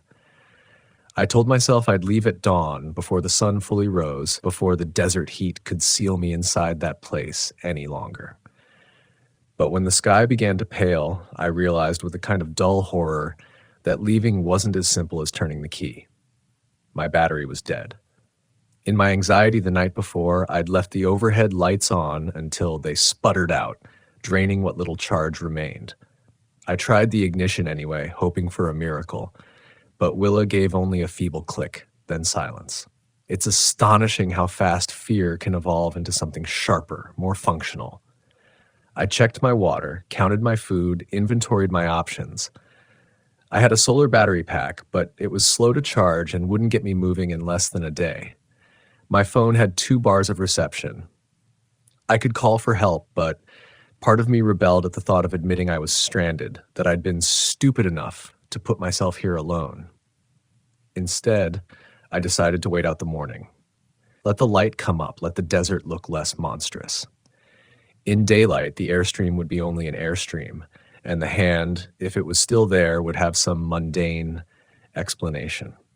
Maybe a mannequin arm, maybe a piece of camping gear I'd mistaken for something sinister. The logic was thin, but it was all I had. So I sat there in the driver's seat, watching the sun inch above the bluffs, the shadows bleeding away inch by inch. As the light grew stronger, I felt a flicker of relief, until I noticed something on the ground between my camper and the airstream. A line of footprints pressed into the dust and gravel leading directly to my driver's side door. I didn't breathe. My chest tightened until I felt sure my ribs would crack. The prints were fresh, sharper and darker than any others, and spaced so precisely it was clear someone had walked to Willa after I fell asleep. I forced myself to open the door, to step out into the raw morning air, to see if the trail ended there. But it didn't. The prints circled the camper twice, stopping at each window before returning to the airstream. It was the deliberate nature of it that broke something inside me. Whoever had been there hadn't tried to force entry, hadn't left any message except the prints themselves. Like they only wanted me to know I wasn't alone. Like they were sure that knowledge alone was enough to keep me rooted in place. I walked back to the driver's side and shut the door as gently as I could, then locked it again. My hands were trembling so badly I had to press them against my knees. I remember thinking that fear wasn't a single sensation. It was a layered thing, a tide that rises in increments until you drown without realizing you've even gone under. That was the morning I understood the desert wasn't empty. It was full, so full of things that move without sound, things that wait and watch, things that feed on your certainty that you are alone. And I knew then, before anything else happened, that I had already lost something I couldn't get back. I didn't leave the camper for the rest of the morning. The heat returned slowly, seeping through the windows and turning Willa into an oven, but I couldn't make myself step back outside, not with those prints still so perfectly defined in the dust. I kept looking at the sun as it climbed higher, watching the shadow of the airstream shift like a sundial marking my paralysis. I thought about calling for help again, thought about it so many times that my finger hovered over the screen, hesitating at the last second each time. I couldn't explain why I didn't do it. Maybe it was shame. Maybe it was pride. Maybe some small, still rational part of me was convinced that if I left, if I could just get Willa started and roll down that dirt road, the fear would slough off me like old skin. But a deeper instinct, older, more feral, was telling me not to call. Not yet. Around midday, a figure emerged from the airstream. I was sitting perfectly still, staring through the windshield, sweat pooling at the small of my back. The door creaked open, and for a moment I couldn't even process what I was seeing. The person, or what looked like a person, stepped out barefoot, their clothes gray with dust. I could make out a faded green flannel, loose and ragged at the cuffs, and jeans that hung off their frame like they'd once belonged to someone else. The face, though, God help me, the face looked too smooth, too still, like it had been painted on. They stood at the top of the trailer's steps and just stared toward me, unblinking. I didn't wave, didn't speak. I couldn't. I just stared back, waiting for some sign of human behavior, a scratch, a shift, a blink. But they didn't move. The wind picked up a little, stirring sand and dry leaves between us, but they stayed rooted in place, arms at their sides, head tilted just slightly as if trying to listen for something beneath the wind. Eventually, they turned and went back inside. No rush, no hesitation, like they'd confirmed what they needed, like they knew I wasn't going anywhere. That afternoon, I opened the solar pack and dragged it out into the sun, trying to angle it just right. The battery indicator flashed red, then amber. I watched it for hours, hoping it would blink green, knowing it wouldn't, not before nightfall. I had to make a choice, stay and wait for the charge, or take my chances hiking out. The map I kept in the glove box said the closest highway was 11 miles west, a straight walk across scrub and stone. No elevation gain, no rivers or canyons. I could make it, probably, but that meant leaving Willa behind, leaving everything. And I couldn't shake the feeling that doing so would be giving something up, not just my van, but a piece of myself that had become bound to this place. I waited until the sun started to slip below the bluffs again before I made the decision. I packed a small bag, water, snacks, knife, flashlight, map, and stepped out. I didn't look toward the airstream, didn't even glance. I moved quickly, head down, feet crunching dry earth as I headed due west. My compass told me the direction. My nerves told me to keep moving. With every step, I felt the eyes on me, not just from the trailer, from the rocks, from the ridges, from the endless stretch of land that had watched people disappear long before I was born. About an hour in, the silence started to shift. You'd think the desert would stay quiet at night, but it doesn't. As the sun fades, it comes alive with whispers, real and imagined. Crickets, yes, but also something deeper, something dry and rasping, like breath on bone. I stopped to take a drink and realized I couldn't hear my own footsteps anymore. The sand was muffling everything, even my thoughts. That's when I smelled it. A sour, wet odor that didn't belong here, like mildew and copper, like something rotting beneath floorboards. I turned in a slow circle, scanning the horizon. There was nothing, just the flat, open land stretching in every direction, the sky bleeding from orange to purple. Then I saw them, shapes in the distance, too far to make out clearly, but definitely moving, at least 3, maybe 4. They weren't heading directly toward me, but they weren't veering away either. I ducked behind a rise and flattened myself against the dirt, heart hammering so loudly I thought it would echo. I watched as they passed, no sound, no lights, just silhouettes in motion. One of them stopped and turned its head. I didn't breathe. They kept walking. I stayed low until their forms disappeared into the dark. My legs ached from holding so still. My knees were coated in grit. I kept going after that, slower now, more careful, staying to the shadows where the ground dipped. But the fear was gaining on me, not the kind that comes from a moment, but the kind that builds like a storm, wind against your back, urging you faster. 2 more miles, I told myself. I'd see headlights soon, or taillights, anything. But I didn't. What I saw instead was a fire, small, controlled, flickering just ahead behind a low dune. A campsite, I thought. Someone else out here. Another traveler, maybe. Relief surged through me so fast it made my knees weak. I climbed the dune on my belly, not wanting to startle them. I wanted to call out, but something held my voice back. I needed to see first. Just see. There were 2 figures around the fire, one crouched low, tending to something in the flames. The other sat motionless on a rock, face angled toward the stars. Their posture was wrong, too still, too composed, like puppets waiting for a string to pull. I held my breath and listened. No voices.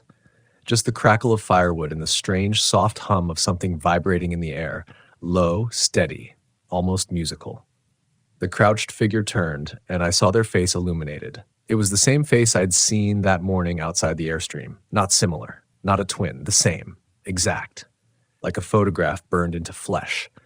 I don't remember crawling back down the hill. Don't remember the run. Only the blood in my mouth from biting my lip to keep from screaming. I ran in the direction opposite the fire until my legs gave out.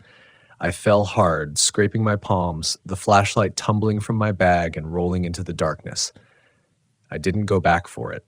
I curled against a boulder and wrapped my arms around my knees. There were no stars above me, only clouds. The wind picked up, dry and electric, and I swear I heard voices in it, not words, just the shape of them, murmurs that knew my name.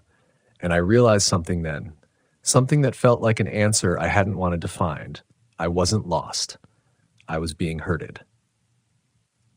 I didn't sleep that night, not even for a second.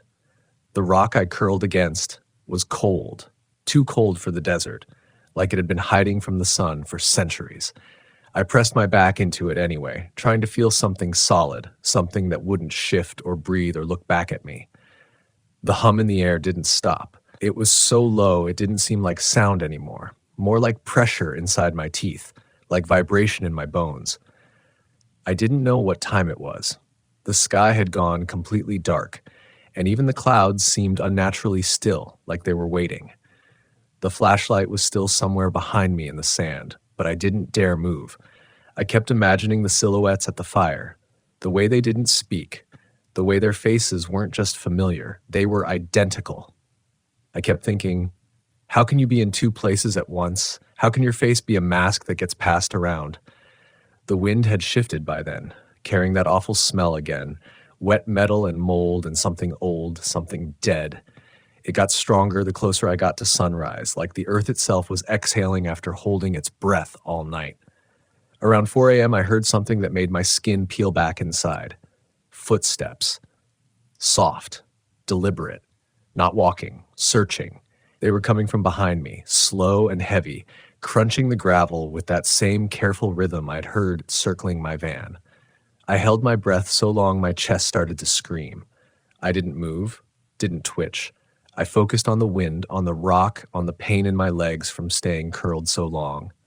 But my body betrayed me, a sudden involuntary shake from exhaustion, and I knew whoever, or whatever, was there. Saw it. The footsteps stopped. I waited. The silence that followed was worse than any noise could have been. It stretched on and on like the space between lightning and thunder, except the thunder never came. Then I heard a voice.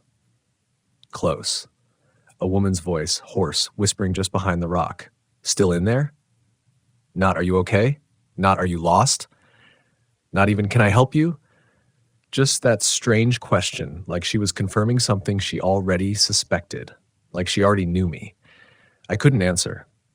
I couldn't even cry. I just clenched my jaw and squeezed my arms tighter around my knees. If I made no sound, no breath, no signal, maybe she'd leave. Maybe she'd lose interest. Maybe I was nothing more than a shadow behind a stone. And then she laughed. A slow, dry sound, like someone remembering the punchline of a joke they didn't like the first time. The footsteps resumed, fading into the distance again.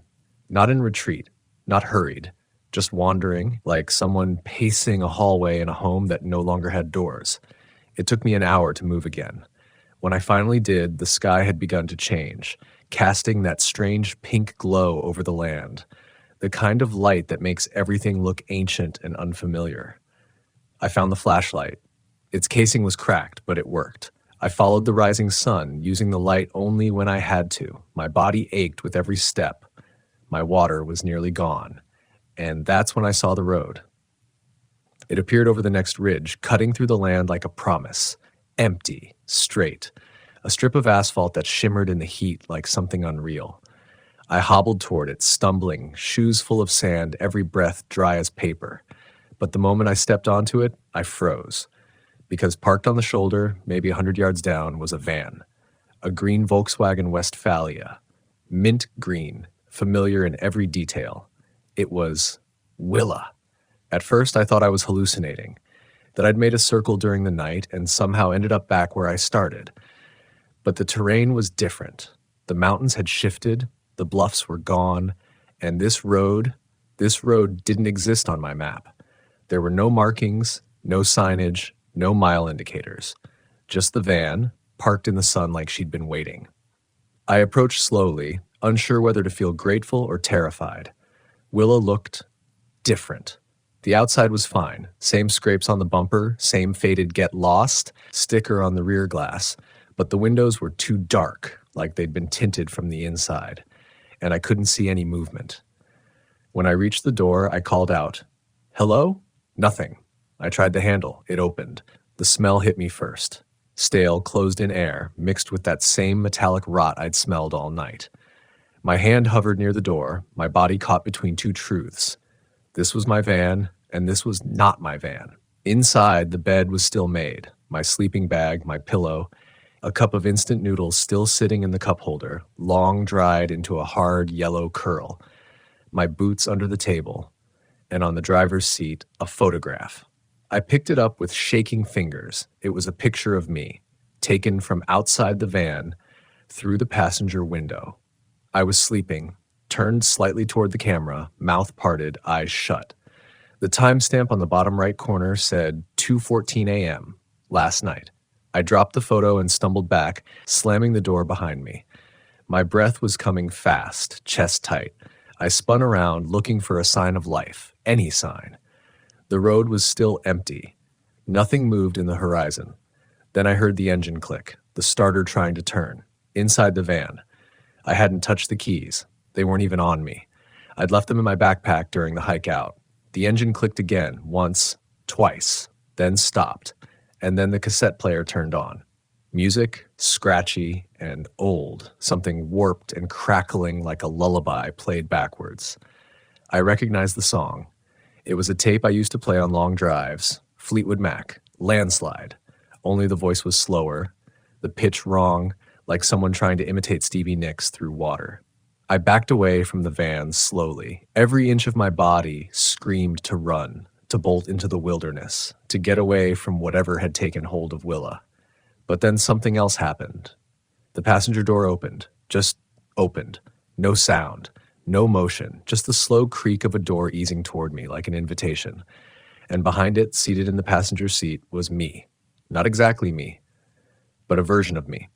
Sunburned, cracked lips, eyes staring ahead without seeing. Pale, too pale. Like whatever had worn my face hadn't figured out how to animate it fully. My double didn't turn to look at me. It just sat there, humming along to the broken music, hands resting still on its knees. I stepped back onto the road. My legs felt like someone else's. I couldn't feel my feet anymore. And in that moment, I understood. This place didn't want to kill me. It wanted to replace me. The thing that wore my face didn't blink, didn't speak. It just sat there, humming along to that warped version of a song I used to love. Once. A lifetime ago, maybe. Before the desert. Before this. The passenger door stayed open, swinging slightly in the breeze. The figure in my seat never moved. And yet, I felt something radiating from it. Not heat, not cold. Something else. A pull. Like gravity, but personal. Emotional. Familiar. It felt like someone whispering a memory directly into my spinal cord. Something comforting that twisted, turned, rotted by the time it reached the surface of my mind. I took another step back, and the song on the cassette player began to skip. Just one word. Again and again. Slide, slide, slide. The hum in the air rose, barely perceptible but sharp now. Tuning fork sharp, it made my teeth hurt, and then the thing turned its head. Just enough that I could see its eyes. Not wrong exactly, not monster's eyes. They were mine. They were mine, but empty, like someone had copied the iris, the pupil, the blood vessels, but hadn't filled it with anything behind them. No spark, no self. Like I was being erased from the inside out.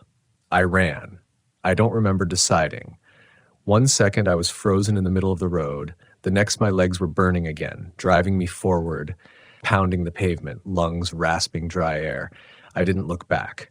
I heard the van's engine cough once more. Then silence, like whatever was inside had decided not to give chase. Not yet. I don't know how long I ran. Long enough for the sun to be nearly overhead, long enough for my body to start feeling less like flesh and more like instinct, long enough for my thoughts to thin into survival. Eventually, the road ended. Just ended. No warning. 1 second there was cracked asphalt beneath me. The next I was stumbling into soft sand. The road didn't taper off or fade. It just stopped, like it had never existed. And standing right there at the edge of where the road should have continued was a sign, wooden, weather-worn. Burned into it with what looked like a soldering iron were the words, "No return beyond this point." Nothing else. Not no trespassing. Not private property. Not danger. Just that. No return. I stood there doubled over, hands on my knees, wheezing like I'd never learned how to breathe properly. I couldn't decide if the sign was meant as a warning or a welcome, and then I heard the sound again. Not the humming this time. Knocking. Far off. Repeating. Not rhythmical like a person. More like something mimicking rhythm. Practicing it. 4 knocks. Pause. 3 knocks. Pause. 5 knocks. Like it was trying different combinations to see what felt most human. I turned slowly, scanning the desert behind me. It wasn't the van this time. It was something walking. At first I couldn't see it, just the shape moving through the heat haze. No details, no limbs. Just a distortion in the air, like something burned itself into the fabric of the land and was now dragging its shadow behind it. Coming closer. I turned and ran again. Sand this time, deep and loose, pulling at my feet like it wanted to hold me down. I didn't know where I was going. There were no more roads, no trails, no signs. Just desert and the knock, knock, knocking getting louder. I must have blacked out, maybe from dehydration, maybe fear. I woke up curled beneath a brittle bush, my lips cracked, tongue swollen. The sun was angrier now, beating down on me with something more than heat. I felt peeled open, like the desert had reached inside my head and was rummaging through my thoughts, looking for something familiar to use against me. And it found it. The voice I heard next was my brother's. Soft, close. "M, you okay?" His voice, from when we were kids. 8, maybe 9 years old. I remembered that exact tone. It was the night we got lost in the woods behind our cousin's farm, the moment he realized we might not find our way back. The exact shape of the words, the panic just beneath his calm. I knew it wasn't real. I knew. But I still turned toward the voice, and I saw him, standing beneath a dead Joshua tree in the same striped shirt he wore that day. Same cowlick, same scraped knees, but his eyes, too big, too eager. He smiled and lifted a hand. "Come on," he said, like this was all a game we were about to win. I didn't speak. I stood up slowly, knees trembling, and started to back away. "Emily," he said, sharper now. "We have to go." It knew my name, my real name. I hadn't spoken it since I arrived in the desert, hadn't told a soul. He took a step forward, and another. I turned and sprinted. Again. No thought. Just movement. Behind me, the voice changed. It deepened, distorted. It slithered. From brother to mother to an old lover to someone I hadn't thought about in a decade, all wearing the same face, warping the same words. "Don't leave me here." I ran until I reached a dry wash, a gash in the desert floor about 10 feet down, lined with cracked mud and bleached bones. Animal, I think. I slid into it without thinking, using the gully walls for cover. I crouched there, fingers clawing into the baked clay, trying to slow my breath. Above me I heard footsteps again, slower this time. Curious, like someone walking barefoot on broken glass but not minding the pain. Then silence, long, total. I stayed curled in that wash for hours, long after the sun began to drop, long after my body stopped shaking, and in the quiet, I thought about what this desert was. It wasn't cursed, it wasn't haunted, it was hungry, not for blood, not for pain. It wanted identity, memory. It was a place that didn't care what you brought. It just wanted to wear your skin, try on your voice, taste the life inside you, and decide whether to keep it or spit it back out. Eventually I moved. I don't know what time it was or what pushed me to climb back out of the wash. The wind had died, the light was fading, the land looked tired. That's when I saw it. Another van. Not mine. Red. Older. Parked just beyond the next ridge, its back doors swung open. I approached slowly, too far gone for caution. I needed water, shade, proof that something real still existed. Inside was a man, slumped over the steering wheel, dead for days, maybe longer. His face, it was mine, but aged, weathered, like a version of me from the future that never got away. I reached in, hand trembling, and closed the door. And in the dust on the driver's window, someone had drawn a symbol. Circular, twisting inward like a snake eating its own tail. Beneath it, 3 words, "You're already here."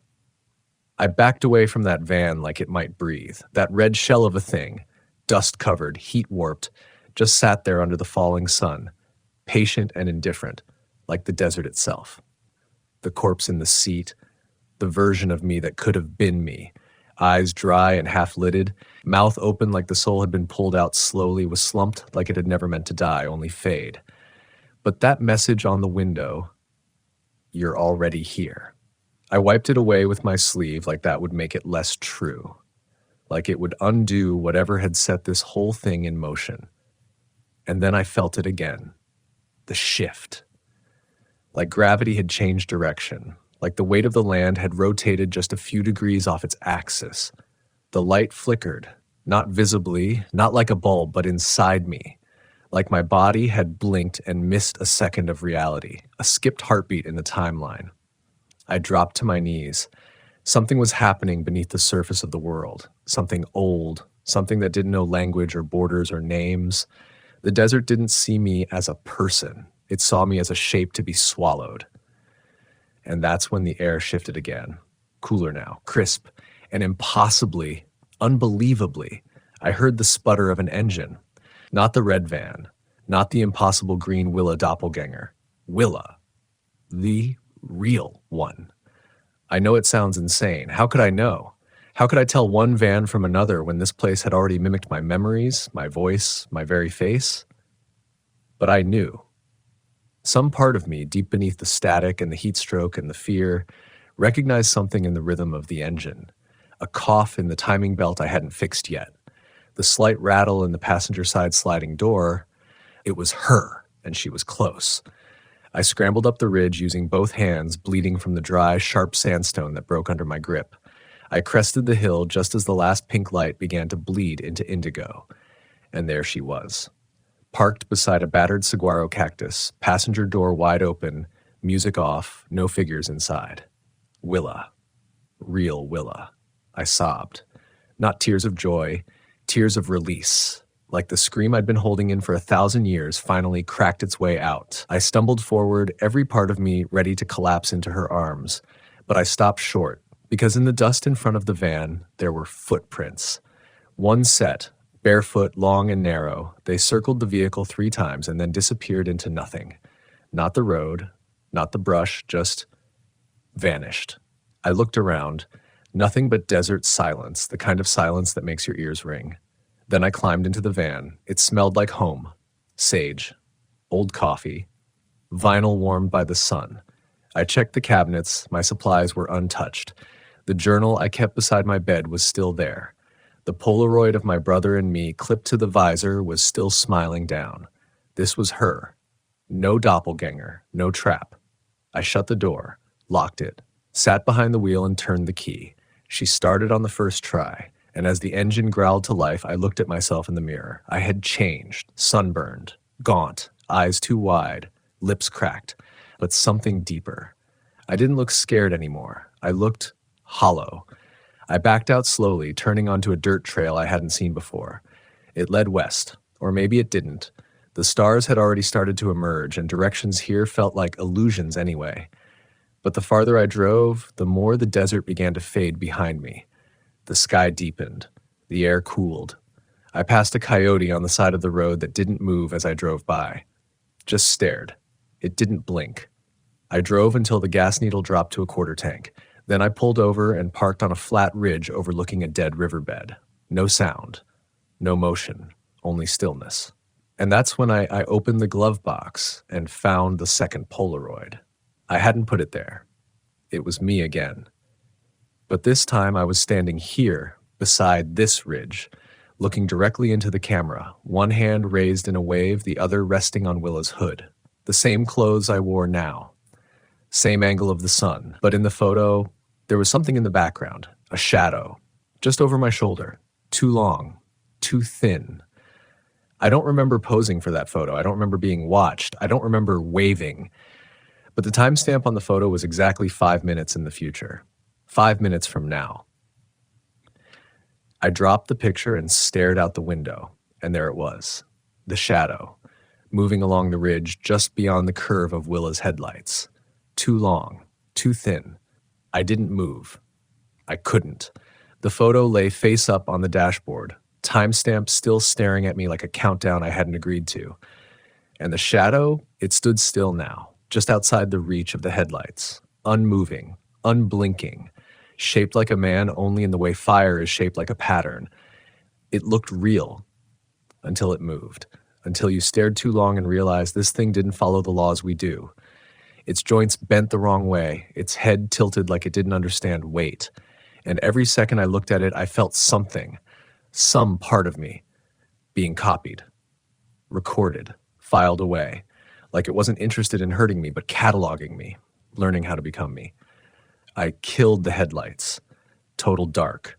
Only moonlight now, silver and soft, bathing the desert floor in a calm it didn't deserve. And still, I could feel it out there. Watching. Waiting. Then came the noise again. Soft. So soft it might have been imagined. That rhythmic knock, knock, knock. Closer this time. No echo. No source. It was inside the walls of the van, like it was trying to remember how I sounded when I was afraid. I slid off the seat, crawling into the back, every breath tight as a fist in my lungs. I closed the curtains, one by one, hands trembling. The zipper of my sleeping bag caught on my thumb and tore skin, but I didn't react. I couldn't let it hear me cry. And then silence. A silence so loud it felt deliberate, a constructed quiet. And somewhere in that silence, I heard the faintest whisper. Not in words, but in my voice, humming, just like before. Only this time, it was singing the same melody I'd hummed to myself as a child when I was scared, in my closet, under the blankets.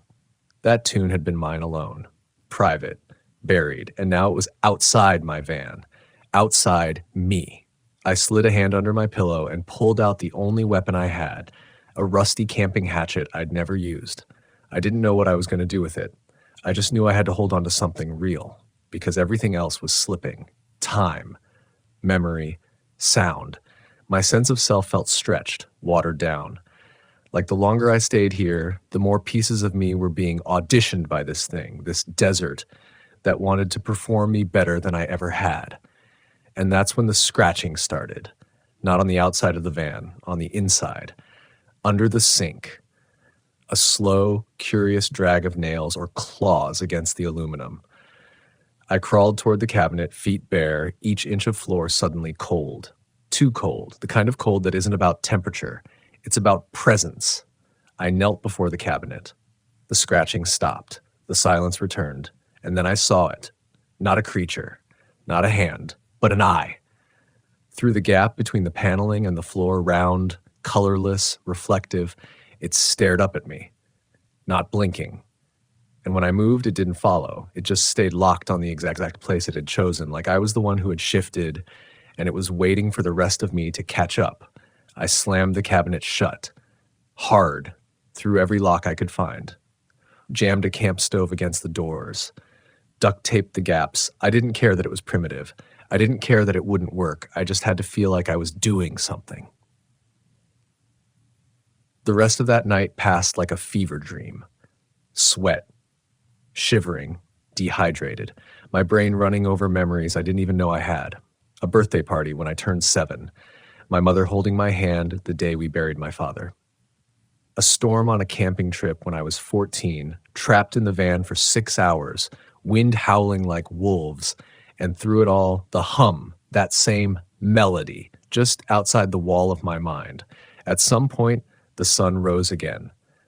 I don't remember sleeping. I don't remember blinking. I just remember the light, the color returning to the world in pieces, not all at once, like the land wasn't done deciding what it should look like today. And when I stepped outside, because something pulled me to, I saw footprints around the van. Hundreds of them, some human, some not, some barefoot, some split down the center like hooves shattered and turned inside out, but they were all going in the same direction, west, like they were following something or chasing it. And somehow I knew if I followed them, I'd find the source, the center. The truth I hadn't wanted to face since the day I turned the ignition and drove Willa into this cursed place. I packed fast, didn't eat, didn't drink, just moved. I followed those prints across a red sandstone basin, past a rusted windmill, and into a canyon that looked like it had been carved by screams. The rock walls narrowed as I descended. The air changed, and the deeper I went, the more I felt like I was crawling backward into my own origin. Every voice I'd ever heard echoed faintly through the canyon. My teachers, my exes, my childhood friends, myself, all speaking half-truths I'd long since buried, all with my inflection. This place wasn't mimicking me. It was recording me, compiling me. And as I turned the last bend in the canyon, I saw what it had built. A camp. Empty. 10 Volkswagen vans, different colors, different models, some with plates from the 70s, some from last year, all arranged in a perfect circle. And in the center, a mirror, cracked, 7 feet tall, mounted on a rusted pole. I walked toward it, hand numb, vision tunneling. The air was thick now, not heavy, personal, like walking into your own diary.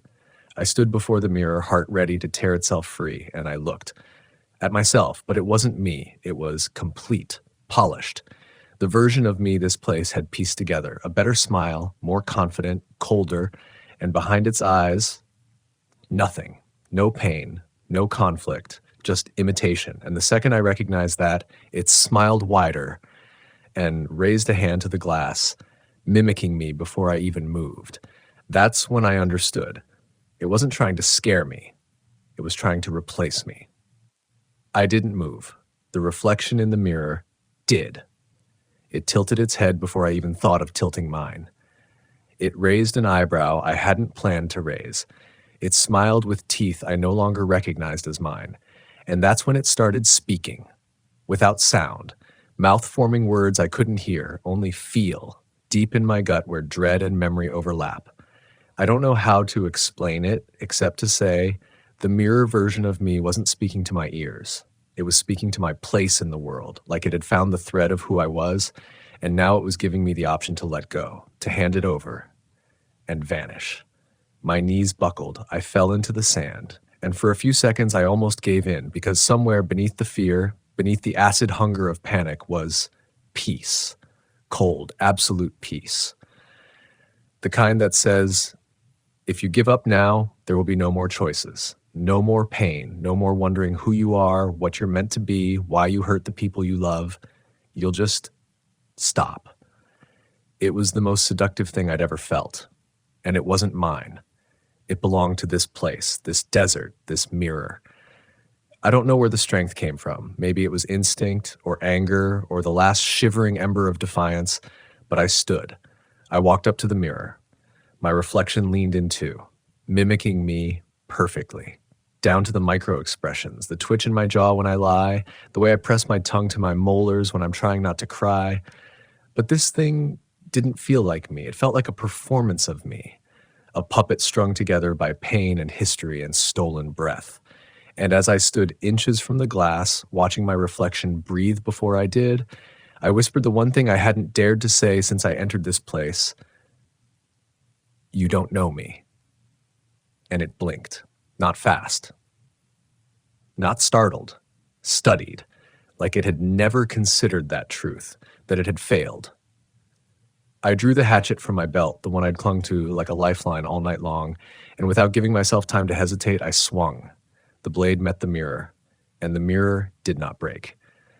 The reflection didn't flinch. It smiled wider and whispered something I couldn't hear but felt in the bones of my face. Then the mirror began to hum. That same melody, that private, secret tune from my childhood, but this time layered. Other voices joined, too many to count.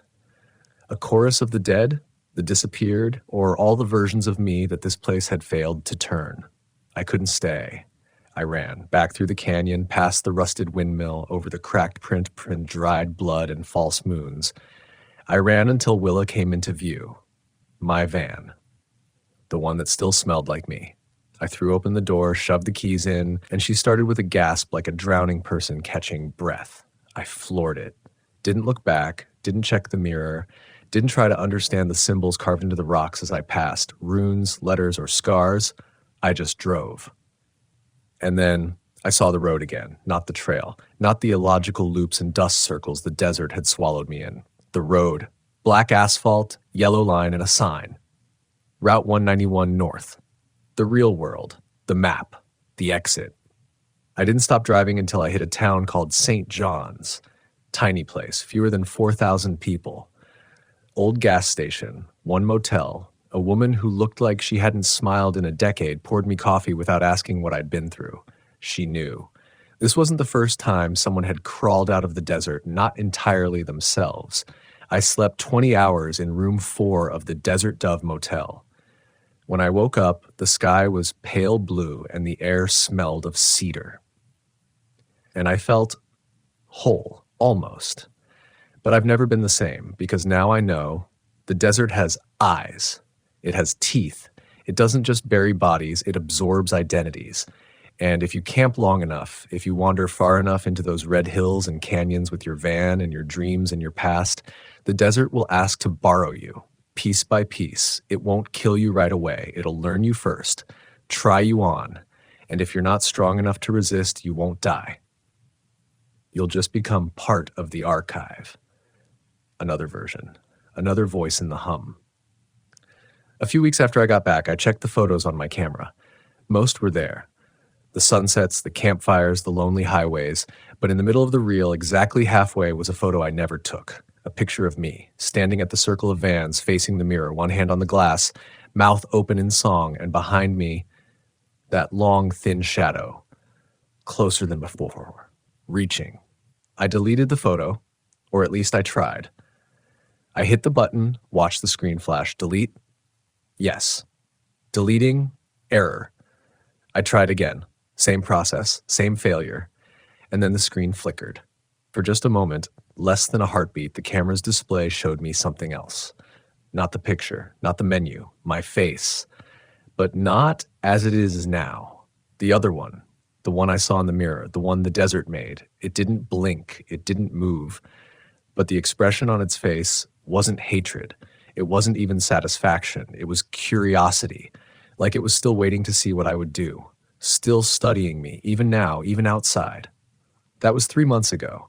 Since then, I've driven more than 3,000 miles all across the country, slept in villa under the redwoods along empty coastlines, and in rain-heavy forests where the scent of pine overwhelms memory. I've kept moving.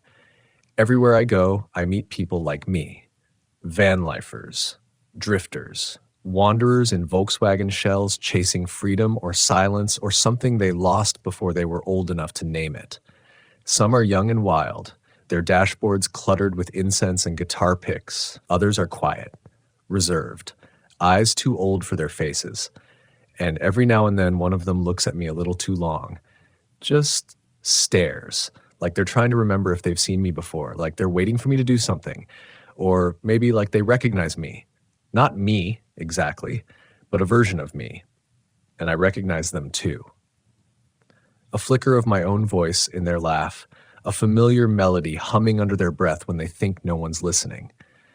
It makes me wonder, how many of us came close? How many of us wandered into the teeth of that place and almost didn't come back? How many didn't? The desert doesn't hunt. It doesn't chase. It waits. And it asks. That's the worst part.